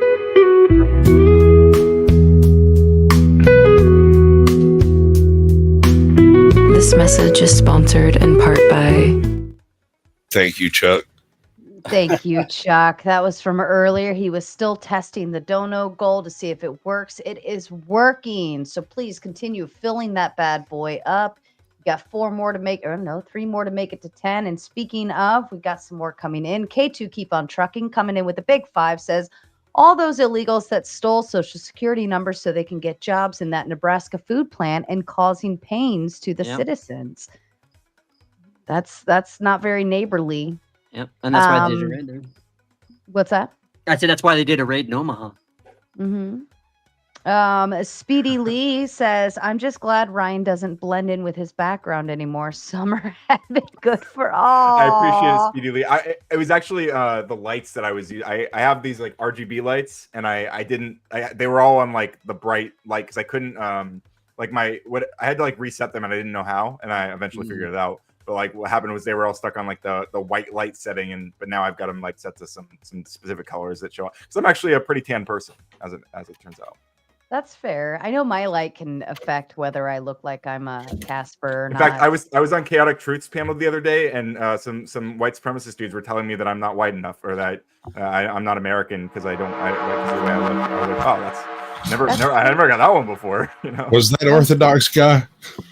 No, Orthodox guy. Yeah, no, he usually chilling that with me, but I believe he thinks that as well. That's fair. Lawrence with the big 5 says, Sarah, I see Ryan is making someone else mad, and Grid has a reputation of being calm, cool, and collected. Not with me. I every time I see him, he's freaking out and like crying. It's actually, as long as you know what points make Grid mad, you can trigger him very easily. There's a little button. It's hiding, but if you find it, once you push it, it's like full explosion mode. I got my finger right up in there on the button. When he's angry, he is unbelievably hot when he gets mad. He gets all flushed. He starts kind of bouncing in his seat a little bit. And he's like, yes, when he starts doing, he does one of these. Like all the time. I represent the angry gun-toting, meat-eating fucking people, and it's a small lobby, but we're powerful. And I'll accept that. You know what my favorite part is like knowing everybody's trigger points and what gets them going, and like the mannerisms, the way they start talking, their faces, like all of those. Did you just say mannerisms? Mannerisms. Mannerisms. I think mannerism is a little bit better. I think mannerism is a little better. Did a mannerism. I have mannerisms. I do have a quick question for Grid. So the other day, Grid, I saw the crazy hot chick matrix. Yes, and I'm sure everybody on this panel panel shot down the street from me, by the way. Like a How I Met Your Mother. I looked at that. And we were watching on another panel, and I was like, you know what? That looks like a young Grid. I was like, is that you? No, it's not me, but I know the guys in the video. One of the guy who actually is responsible for that video, he owned Tactical Response. James, he passed last year, and just horrible, but he was a cool dude. He was a cool dude, and that was shot at Tactical Response, and they were just fucking around. That's why that guy has the pistol on him the whole time, is because they were literally like in the middle of a class, and then they went to lunch or something, and James is like, "Hey, let's do that crazy hot matrix thing you're always talking about." And the guy doing that, the guy that's acting that out is, I think he's a Fed of some kind. But it's a good story, Grid. Hey, can we go back to that last super chat? That was I don't think we read it. Oh yeah, I apologize. Sarcastic Warlock says, you guys need an actual say it for me. Fascist. Thank you. Who won't apologize. I can be your hero, baby. I can be your hero, baby. Shame it'd be off tone considering the setup is a straw man from the get-go. You know, I would appreciate that if people who unapologetically identify as fascists. Actually, I've talked to quite a few of these people over the past few years, believe it or not. A surprising amount of people who shamelessly identify as fascists, and most of them tend to identify along the lines that I'm using the word. I usually seem to understand their ideology fairly well. They seem to agree when I describe their feelings about it, and you know, those are the people who are owning the label. So I trust their judgment a bit, and usually it's the people who feel really strongly about those beliefs but don't want to think of themselves as fascists who fight the most against me using those labels. So that's fair. P. Fletcher with a big 5. Gauntlet, what is your take on the same bad actors on the left encouraging the left violence? Examples: Maxine Waters, AOC, etc. I don't follow politics anymore enough to care or enough to put my opinion on that specific question. But if somebody on stage wants to go for it, Ryan. Yeah. First of all, I don't think that Maxine Waters or AOC is encouraging violence. Absolutely not. I don't think they are. I think people laugh because they're convinced that they are, because they just hear the same narratives. But AOC and Maxine Waters are absolutely not encouraging violent protests. But anyone who is, I disavow. I don't think they should. I think it's playing right in Donald Trump's hand. And I think that a lot of people, if there are people out there who are cheering on people, encouraging them to be violent, I would be suspicious of where their loyalties actually lie, because they are absolutely playing into Donald Trump's hand blatantly. It's very obvious what Trump wants, and he wants to escalate violence. So you don't think they're playing into Newsom's hands right now, where Newsom's going, hey, I don't approve of any of this squashing of the riots right now. I want these riots to keep on going. You don't think he's like when has he said that? When telling has his He said nothing about riots. The protest. said that. Nixon no, has he said doesn't, explicitly, right? never use violence over and over. He said it over and over. But what is he doing? Show me the quote where AOC encouraged violence or rioting. Yeah, because we can do the show me game too. It's funny, you guys. Yeah. You guys. we can yell other show people me, for show watching me, media, show so- me. Allow me to interrupt for just a moment. Evan, I know you have a question, and I have somebody backstage that I specifically would like to bring on. Ask your question. All right.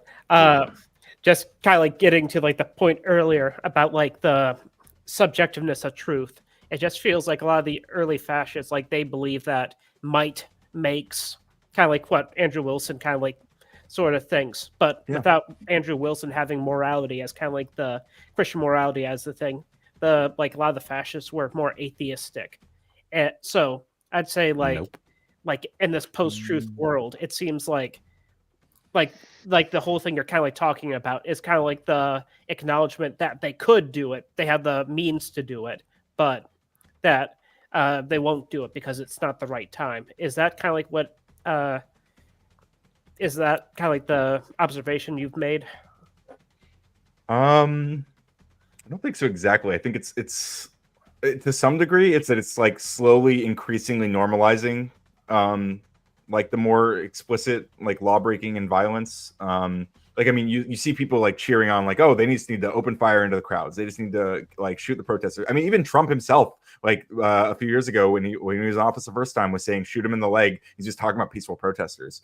So I think that this kind of normalization of violence is pretty in line with that fascist tendency, for sure. If that's what you're saying. As an observation, never shoot anyone in the leg, and there's no such thing as a warning shot. Yeah. Do you think they're really trying to shut down the protesters, or do you think they're trying to shut down the people that have jumped in behind the protesters that are causing all the havoc?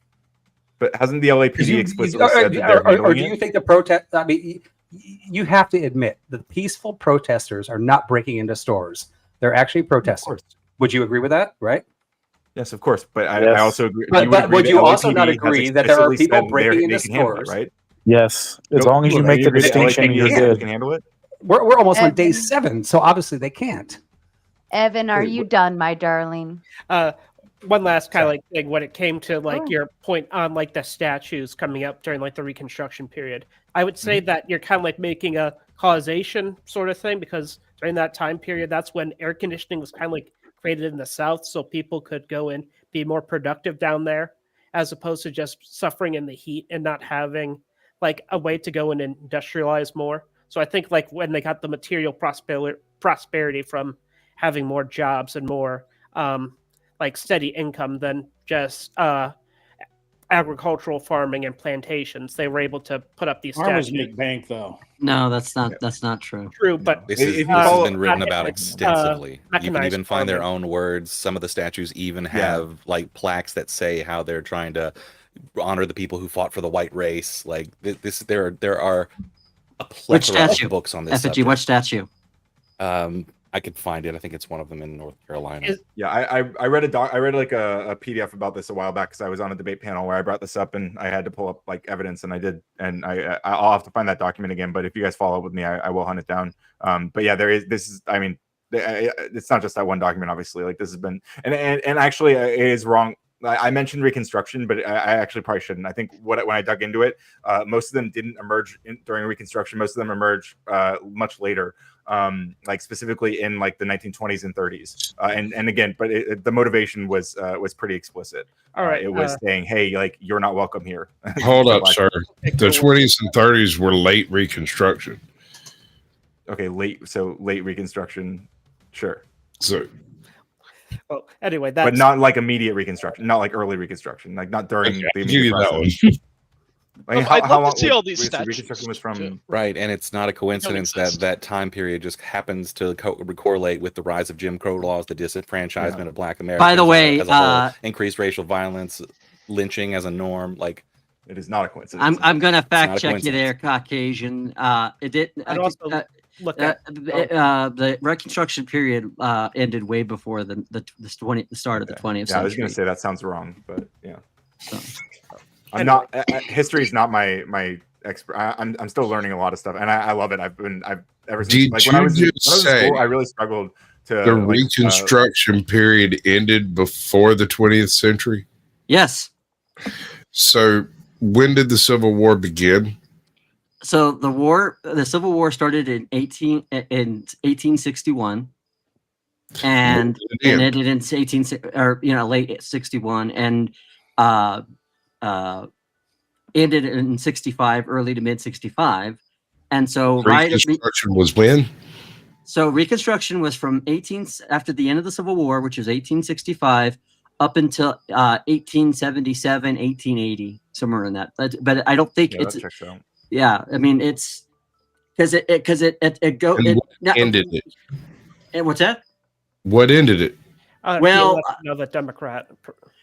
Well, one of the things that ended the Reconstruction era is the fact that the federal government stopped with its aggressive penalization of the South for the war.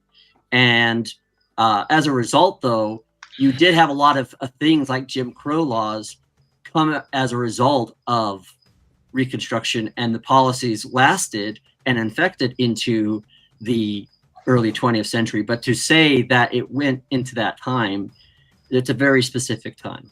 It's about a decade. That was excellently done. I appreciate it. Evan, would you like to tell the panel to have a good evening and all that fun stuff?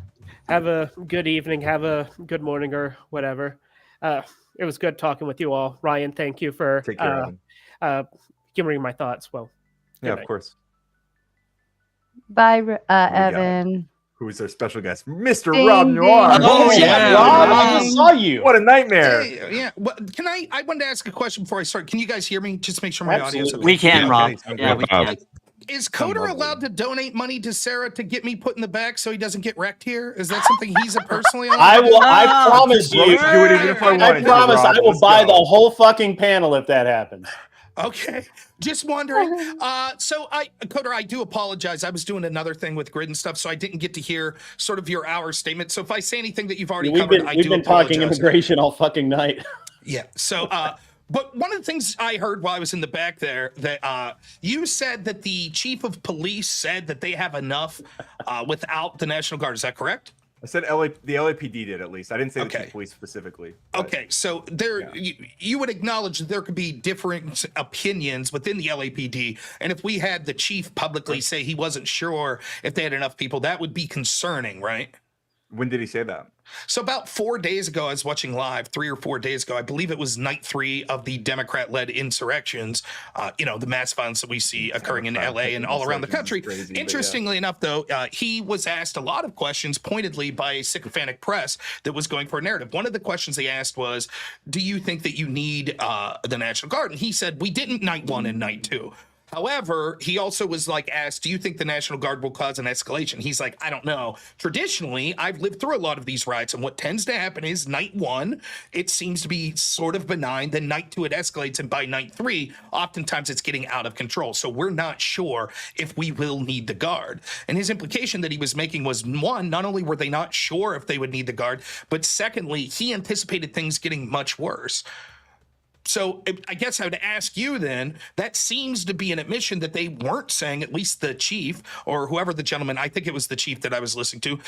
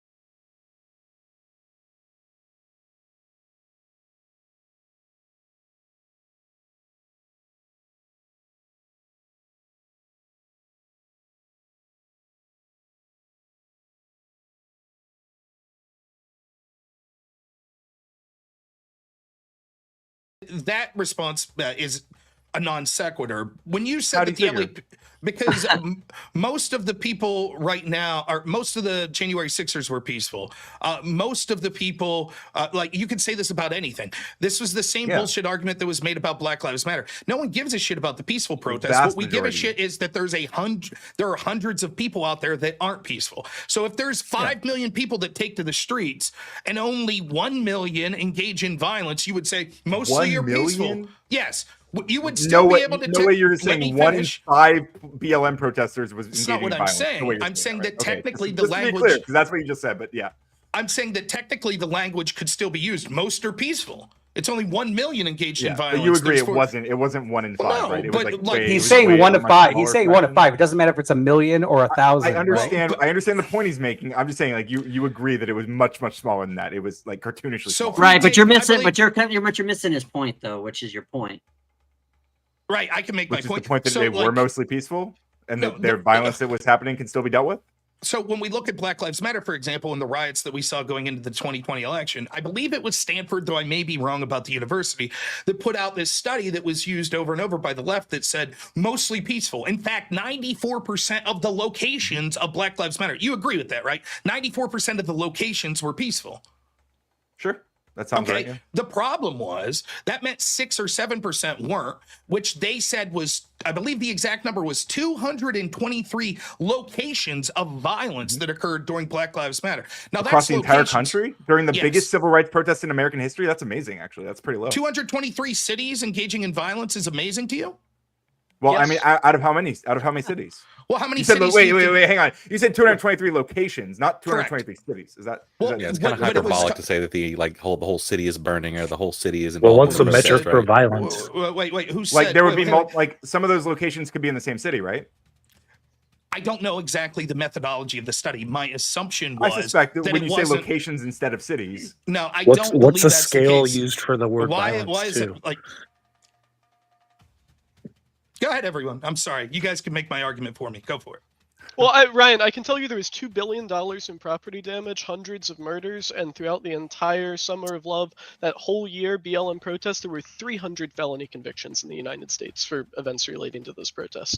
So I think we can both agree that we're not exactly holding the people who were torching apartment buildings with moms and kids inside. How are we asserting that those were the people who got the felony charges? $2 billion in property damage. How are you asserting those aren't the people who got the felony? Anyone who got caught was definitely get charged. I mean, absolutely.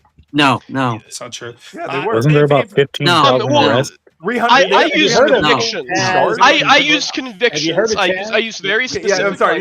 Yeah. So 300. Do you use pardons? That means way more people were charged, and they were charged, and then the DAs were instructed to drop the charges, and they did. Again, or they did on their own accord. Drop charges against people who did arson, is what you're saying.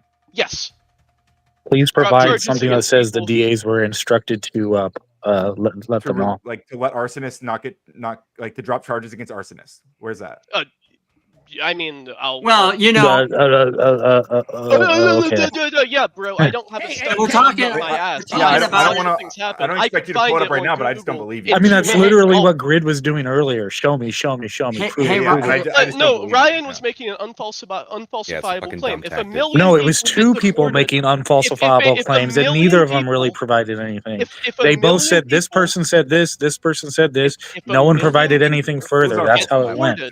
If 1 million people get deported, there's going to be at least one mistake. There's probably going to be at least 10 mistakes. There's probably going to be 100 mistakes. Hey, thanks everyone for having me here. Appreciate it. You guys are making my arguments better than me. See you guys. Enjoy. That's true. See you, Rob. Sure. And Rob, you can break a few eggs. I think if we deported 1 million people and half of them were here legally, that would be like the horrific, right? But if we deport 1 million people and it turns out 100 of them were here illegally, that's probably fine. We can probably fly them back. We can probably apologize to them. Here's the thing. 100 legal people were deported accidentally. Damn, Rob laid the white flag early tonight. Here's the thing that we know, Ryan, is that if a lot of these Democrat prosecutors were not going to charge people for stealing $900 of crap from Walgreens, why the hell would they arrest someone burning down a building? My understanding is that the $900 limit was changing. It was like instead of a felony, it was a misdemeanor, right? Yes, misdemeanor versus felony. Yes, that's absolutely true. And the law has been changed back, so that should be handled now. Well, my point, but my point is, there was a point in time when they weren't prosecuting crimes, probably because they were too busy prosecuting Trump. Or making statements about Trump or whatever. But here's the thing is that we do know it did happen. No, it's not, Effigy. What I'm saying, unreasonable, actually. No, it isn't. We had it the isn't. entire Justice Department focused down on Yeah, this one. That's not what I said. Oh, You know my what I'm saying. You know what I so terrible. Oh, you guys are so bad with the straw man and conflating. It's kind of it's hard to have a good faith interpretation of what you just said, to be fair. I'm sorry. Well, you guys don't argue in good faith, so like, let's just be honest there. Well, I mean, I think I do. No, you don't. You don't. You don't. Okay. So Ryan, I guess. Ryan, let's hear your view, right? So we're on what, day 6, going into 7. Military is about to come in. How would have you handled this? Well, it sounds like Rob's saying that it hasn't been. I'm not asking what Rob's saying. I'm asasking what you, like, if you were governor of California. I would let the LAPD do their job, which sounds like they're doing just fine. 7 days why are we pretending that protests that turn violent is some kind of new thing in America? No, it's not. Hold on. What you would do is follow the jurisdiction and the law that says the National Guard comes in when the state governor says that, requests that. And that's what a district court just ruled and said they are ordered to turn the jurisdiction back over to Gavin Newsom. So how about following the law? I mean, that would be a nice start. Yes. And I think this is something that especially on the right, you see this inconsistency on their rhetoric for state rights, right? They'll talk in one way about state rights and then another one they won't. And it's the same thing with Democrats and the left. You guys don't want ICE to do their jobs. You don't want which I understand the military, because that is way beyond reasonable. I mean, in theory, I'm not against the Guard being used under any circumstance. I just think you have to follow the jurisdiction of how the law works. That's it. Exactly right. And the thing of it is so they were okay when the fucking FBI came in, and I know some of you were either not born or you were too young to remember this but I remembered it when they went into Waco, right? And the local sheriff said, "Hey, I'll handle this." Ruby Ridge was the same way, and also I would argue wasn't it the ATF? Well, the ATF was the one. The ATF was the one that was there to serve the warrant, or came for the warrant. But they had an FBI sniper team there. The guy that actually shot at Waco was at Ruby Ridge. But what were they Ruby there to Ridge investigate? Is a very interesting story. But Waco, they could have arrested Koresh anytime they wanted to. That was Janet Reno trying to be a badass. Exactly, the Janet Reno. Well, I think they were trying to like slowly build a bigger case, probably, right? I mean, I was young, I was alive, but I was young, so the details for me are hazy. Well, the reasons they didn't rush the compound were they said that they had like an arsenal and that people were going to get hurt, but that there's also the children ramming the whole compound with a fucking tank. Yeah, there's a big question over whether or not the tank caused the fire or whether it was a flamethrower that caused the fire.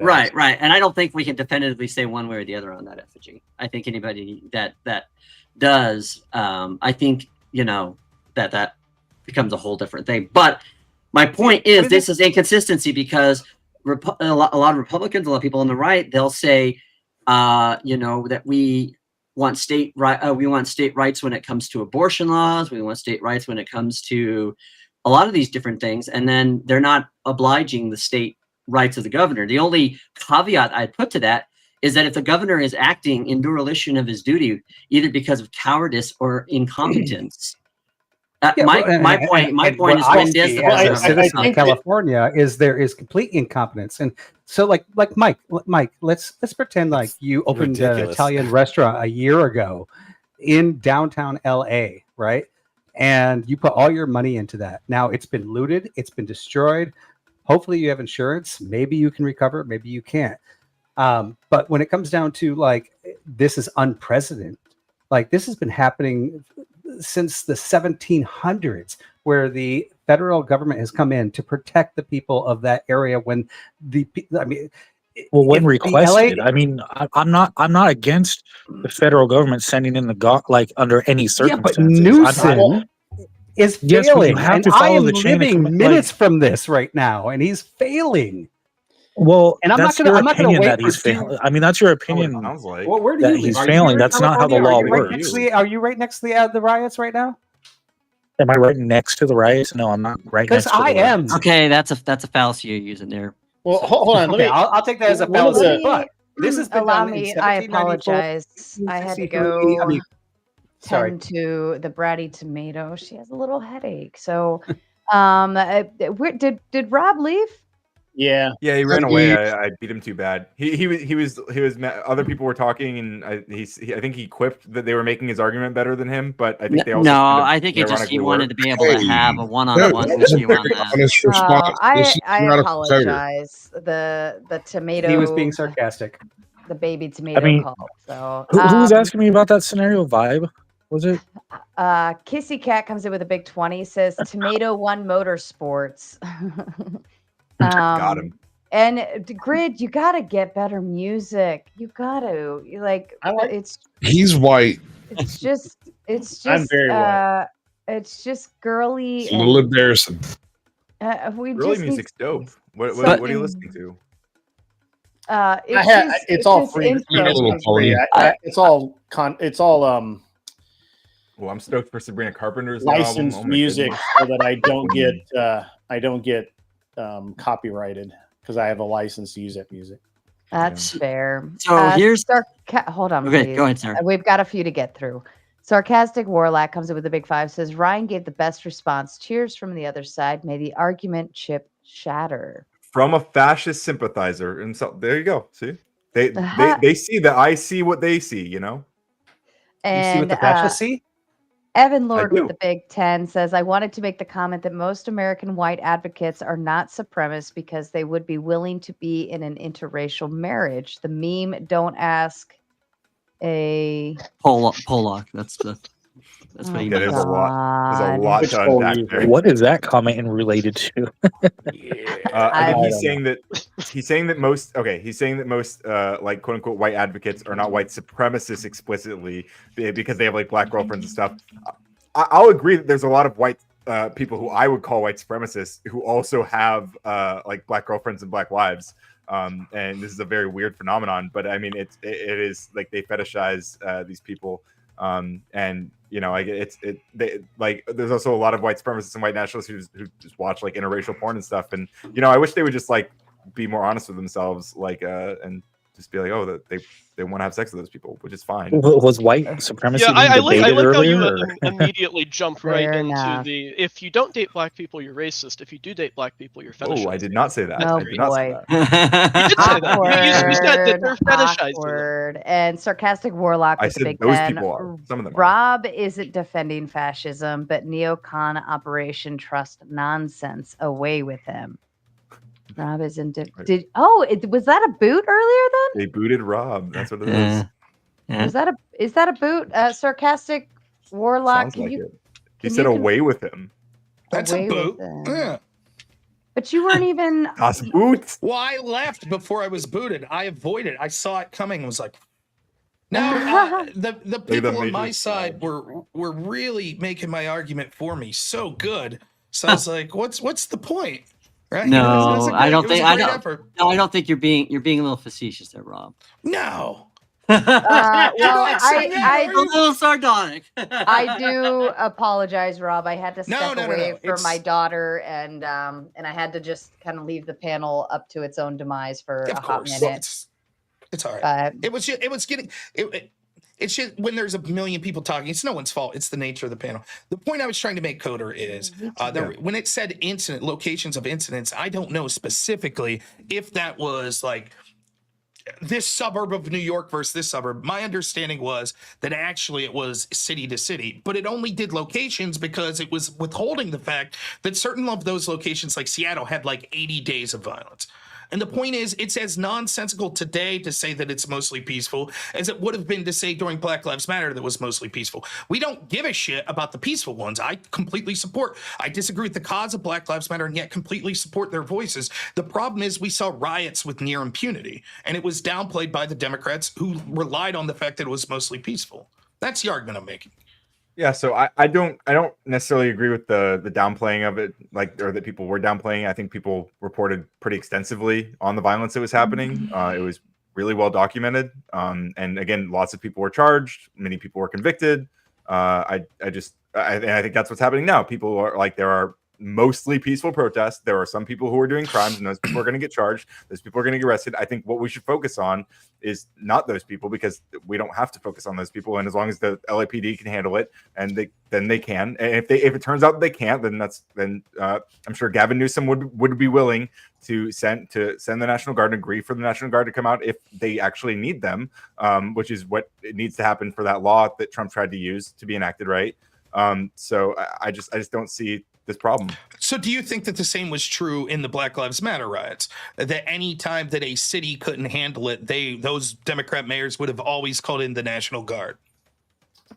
I don't know every particular case, but yeah, I imagine if there were, for that, if they really needed to, yeah, I suppose they might have, yeah. So if I wouldn't be able to find like evidence of New York getting out of control, Atlanta getting out of control, Kenosha getting out of control, I wouldn't be able to find evidence of that. Getting out of control, like to the degree that they need the National Guard to step in. Yes. By whose judgment? Well, that's an interesting question. I would say by the judgment that innocent people were being killed and billions of dollars of property was being destroyed, and the police were basically being told to back off because they didn't have the numbers to quell them. Yeah, I don't know how many people even died.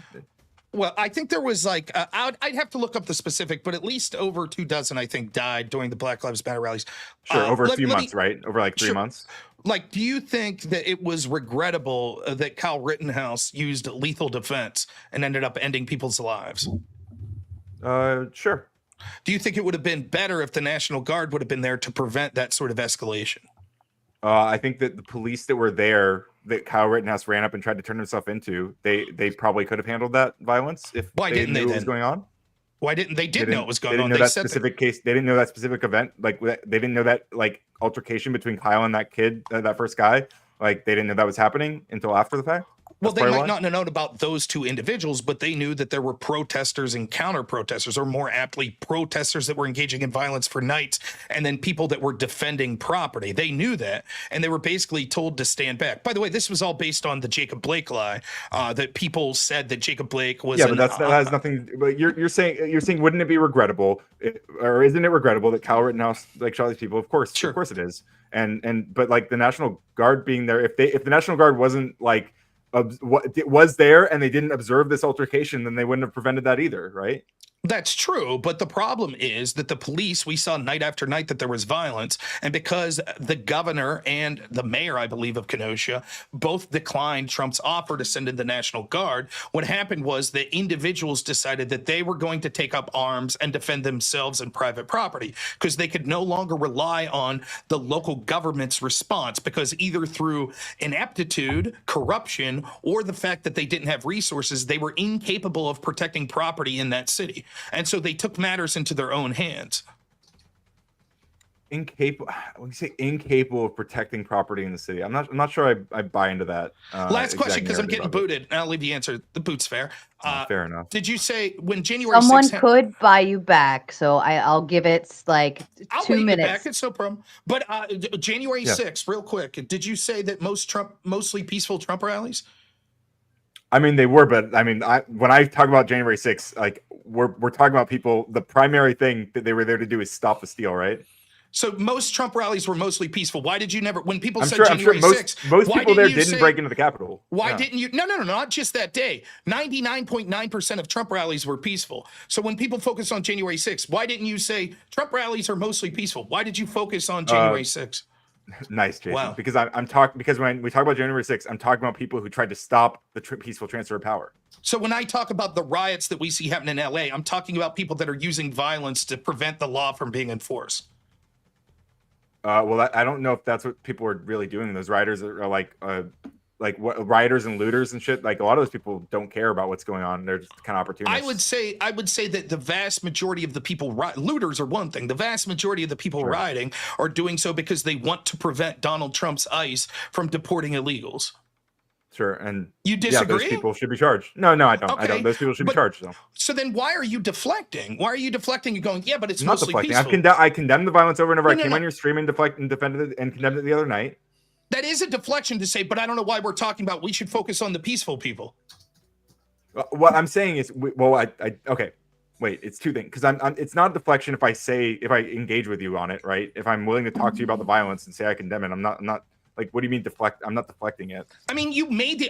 I'll fully admit I have not heard your entire argument tonight, and so I apologize if I'm misreading something. But in the small exchange I saw, it sounded like what you were saying over and over again was, yeah, but I don't know why we're focusing on these violent people. Most of them are peaceful.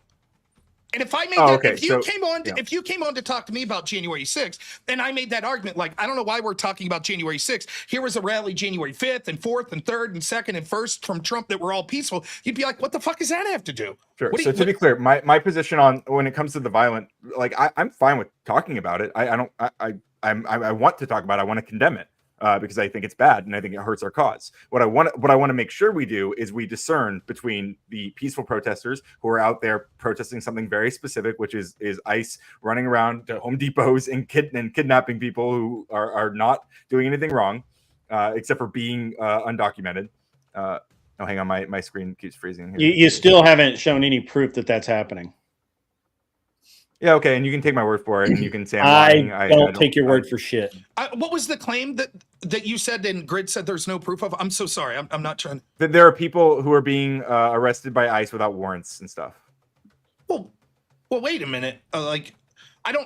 Even if that's the case, is that necessarily illegal? I don't know. I'll have to plead ignorance. Even if that was the case, like do you need a warrant to detain someone that's illegal and then deport them? I mean, kind of. Like, can you be detained for no reason? Yeah, like you could be if you're illegal. Reason, right? If like, how do they know you're illegal?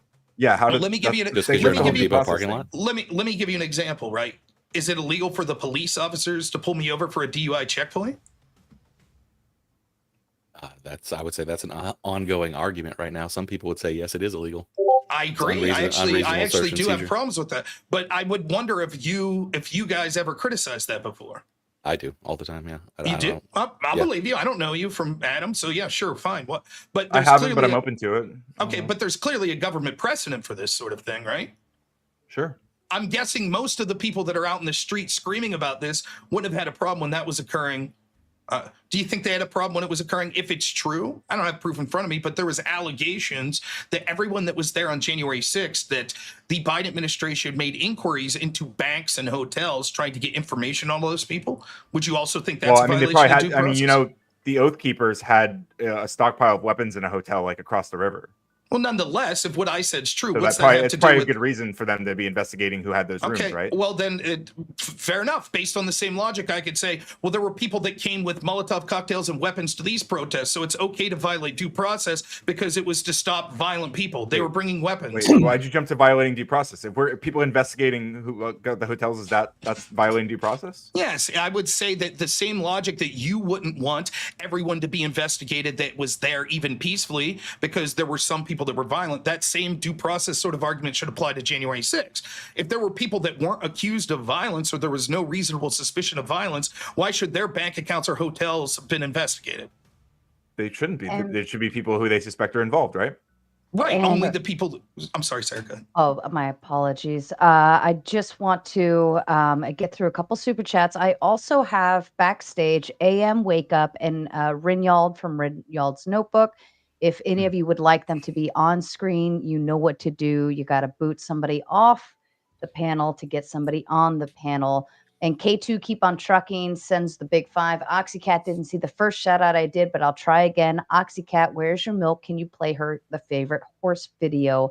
Of course we can. Everybody over on Rob's side, shield your eyes.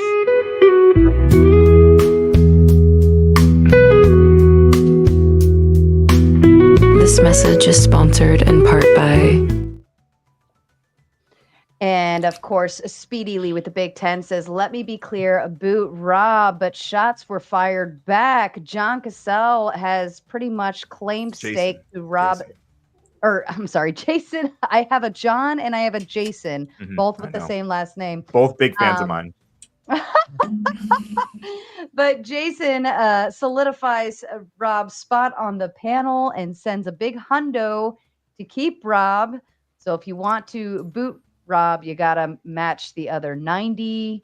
Well, I take that back. You got to match a full 100 now because K2 Keep On Trucking made sure we were not going to let that one slide over here. Okay. All right. So you guys know we got the 2 in the back. If you want to see a little panel shakeup, you know what to do. Otherwise, I leave the floor back to you two. What, Coder, if you don't mind me asking, or Ryan, whatever you prefer to go by, what was Ryan's fine. you were talking about neo-fascism with your sort of what can you define fascism?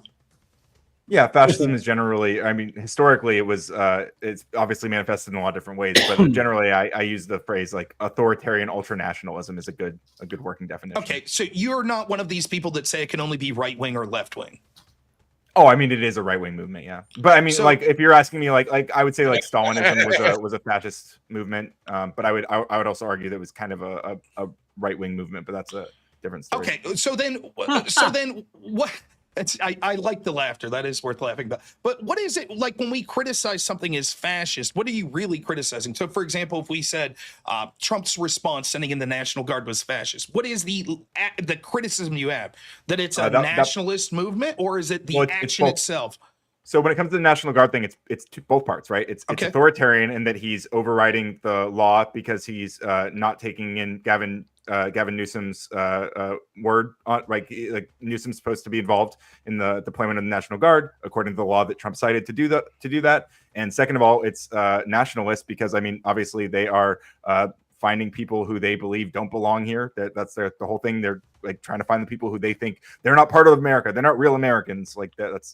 It's kind of both parts. Did you find, let's just focus on the authoritarian part. Like the motivation behind it seems to be less important than the acts itself, right? Like, for example, if Trump's team decides to round up a bunch of people because Trump becomes a communist, you would still be against the rounding up. The motivation's less important than the act, correct? Sure, yeah. Okay, so did you have a problem when we saw like today? They have no other option other than you? Hey. Did you have a problem when we saw like claims through the Twitter files and elsewhere that after January 6th, there were government agencies that pressured social media companies to censor people that had questions about the 2020 election? Would you call that authoritarian? My understanding is that they flagged certain accounts. But they didn't like say like, oh, ban these accounts. There was just like a list of accounts that they were like, hey, these are like shady accounts or whatever. Did they actually say like ban these people, or was there even like an implied? In fact, if you're doing that research, right? For the topic that we're going to talk about here in late June, that at least one judge that looked at the case said it was the biggest attack on the First Amendment that he ever saw. Now, granted, the Supreme Court overruled it for a lack of standing, but the evidence strongly suggests that these social media companies felt pressured. In fact, we saw directly when it came for the heads of Twitter, when it came to the censorship of the Hunter Biden laptop story, that internal communications like 24 hours, right? What's that? Wasn't that censored for like 24 hours there? Well, it's irrelevant. The point I'm trying to make here is that the people at these companies, at the head of them, felt that they were being fucking really pressured by the government. But my point is, even if we just say it was just flagging, isn't that sort of an anti-free speech, sort of authoritarian thing that the government did? Well, it depends on what they're being flagged for.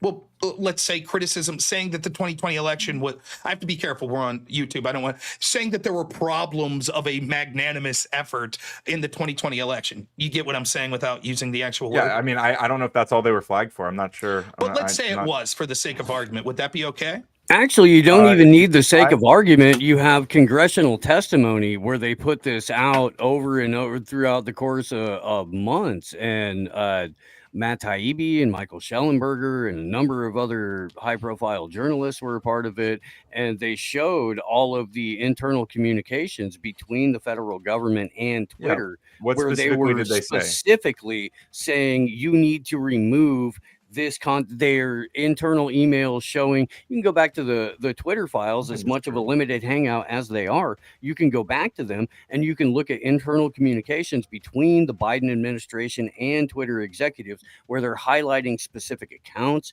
where they're highlighting specific tweets, saying this has to go, this isn't okay. We would prefer, and yes, they do kind of couch it in a little bit of more nicer political. So they're not just saying this has to go. To be clear, you're saying they're couching in language. So they're not saying that it has to go. Okay, right? It's an implied directive with the threat of punishment on the back end. So in diplomatic actually circles, I'm explicitly not ask for sure tweets to be taken what down? else you would expect.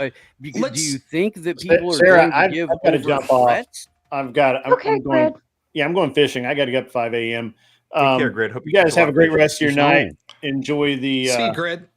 enjoy the rest of the train wreck as it unfolds. Please don't get any on you. That's all I'm gonna say. Hey, we'll talk to you soon, Grid. What's that? We'll talk to you soon. Want you to touch me, baby. See you.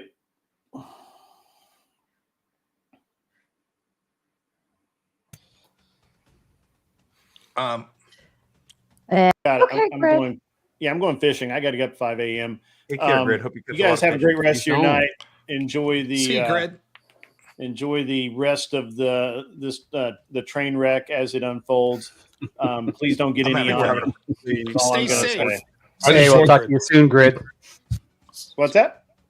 We'll talk to you soon. Want you to touch me, baby. And Yeah, didn't Donald Trump AM, explicitly? Oh, yeah, AM, go ahead, you Sarah. got 10 minutes in the back, okay? And then let me just put just to make sure. Where did this go? There we go. All right, cool. Ladies and gentlemen, I'm done. I'm going to bed. I got to get up early and do the cool thing. I'm taking the boat out. We're going to go run around the lake at 70 miles an hour, scare the children, and drive off the women. So, and the rest of you folks, you have a great rest of your night. I don't understand what's going on with that Ryan kid. He needs some help, but I really appreciate you all coming out and hanging out. I encourage you to go over to Sarah's Gauntlet channel and enjoy the rest of that show. Good night, all. And as always, be cool. Wear glasses if you need them. I only need them sometimes. And otherwise, get off my lawn. It's dark out.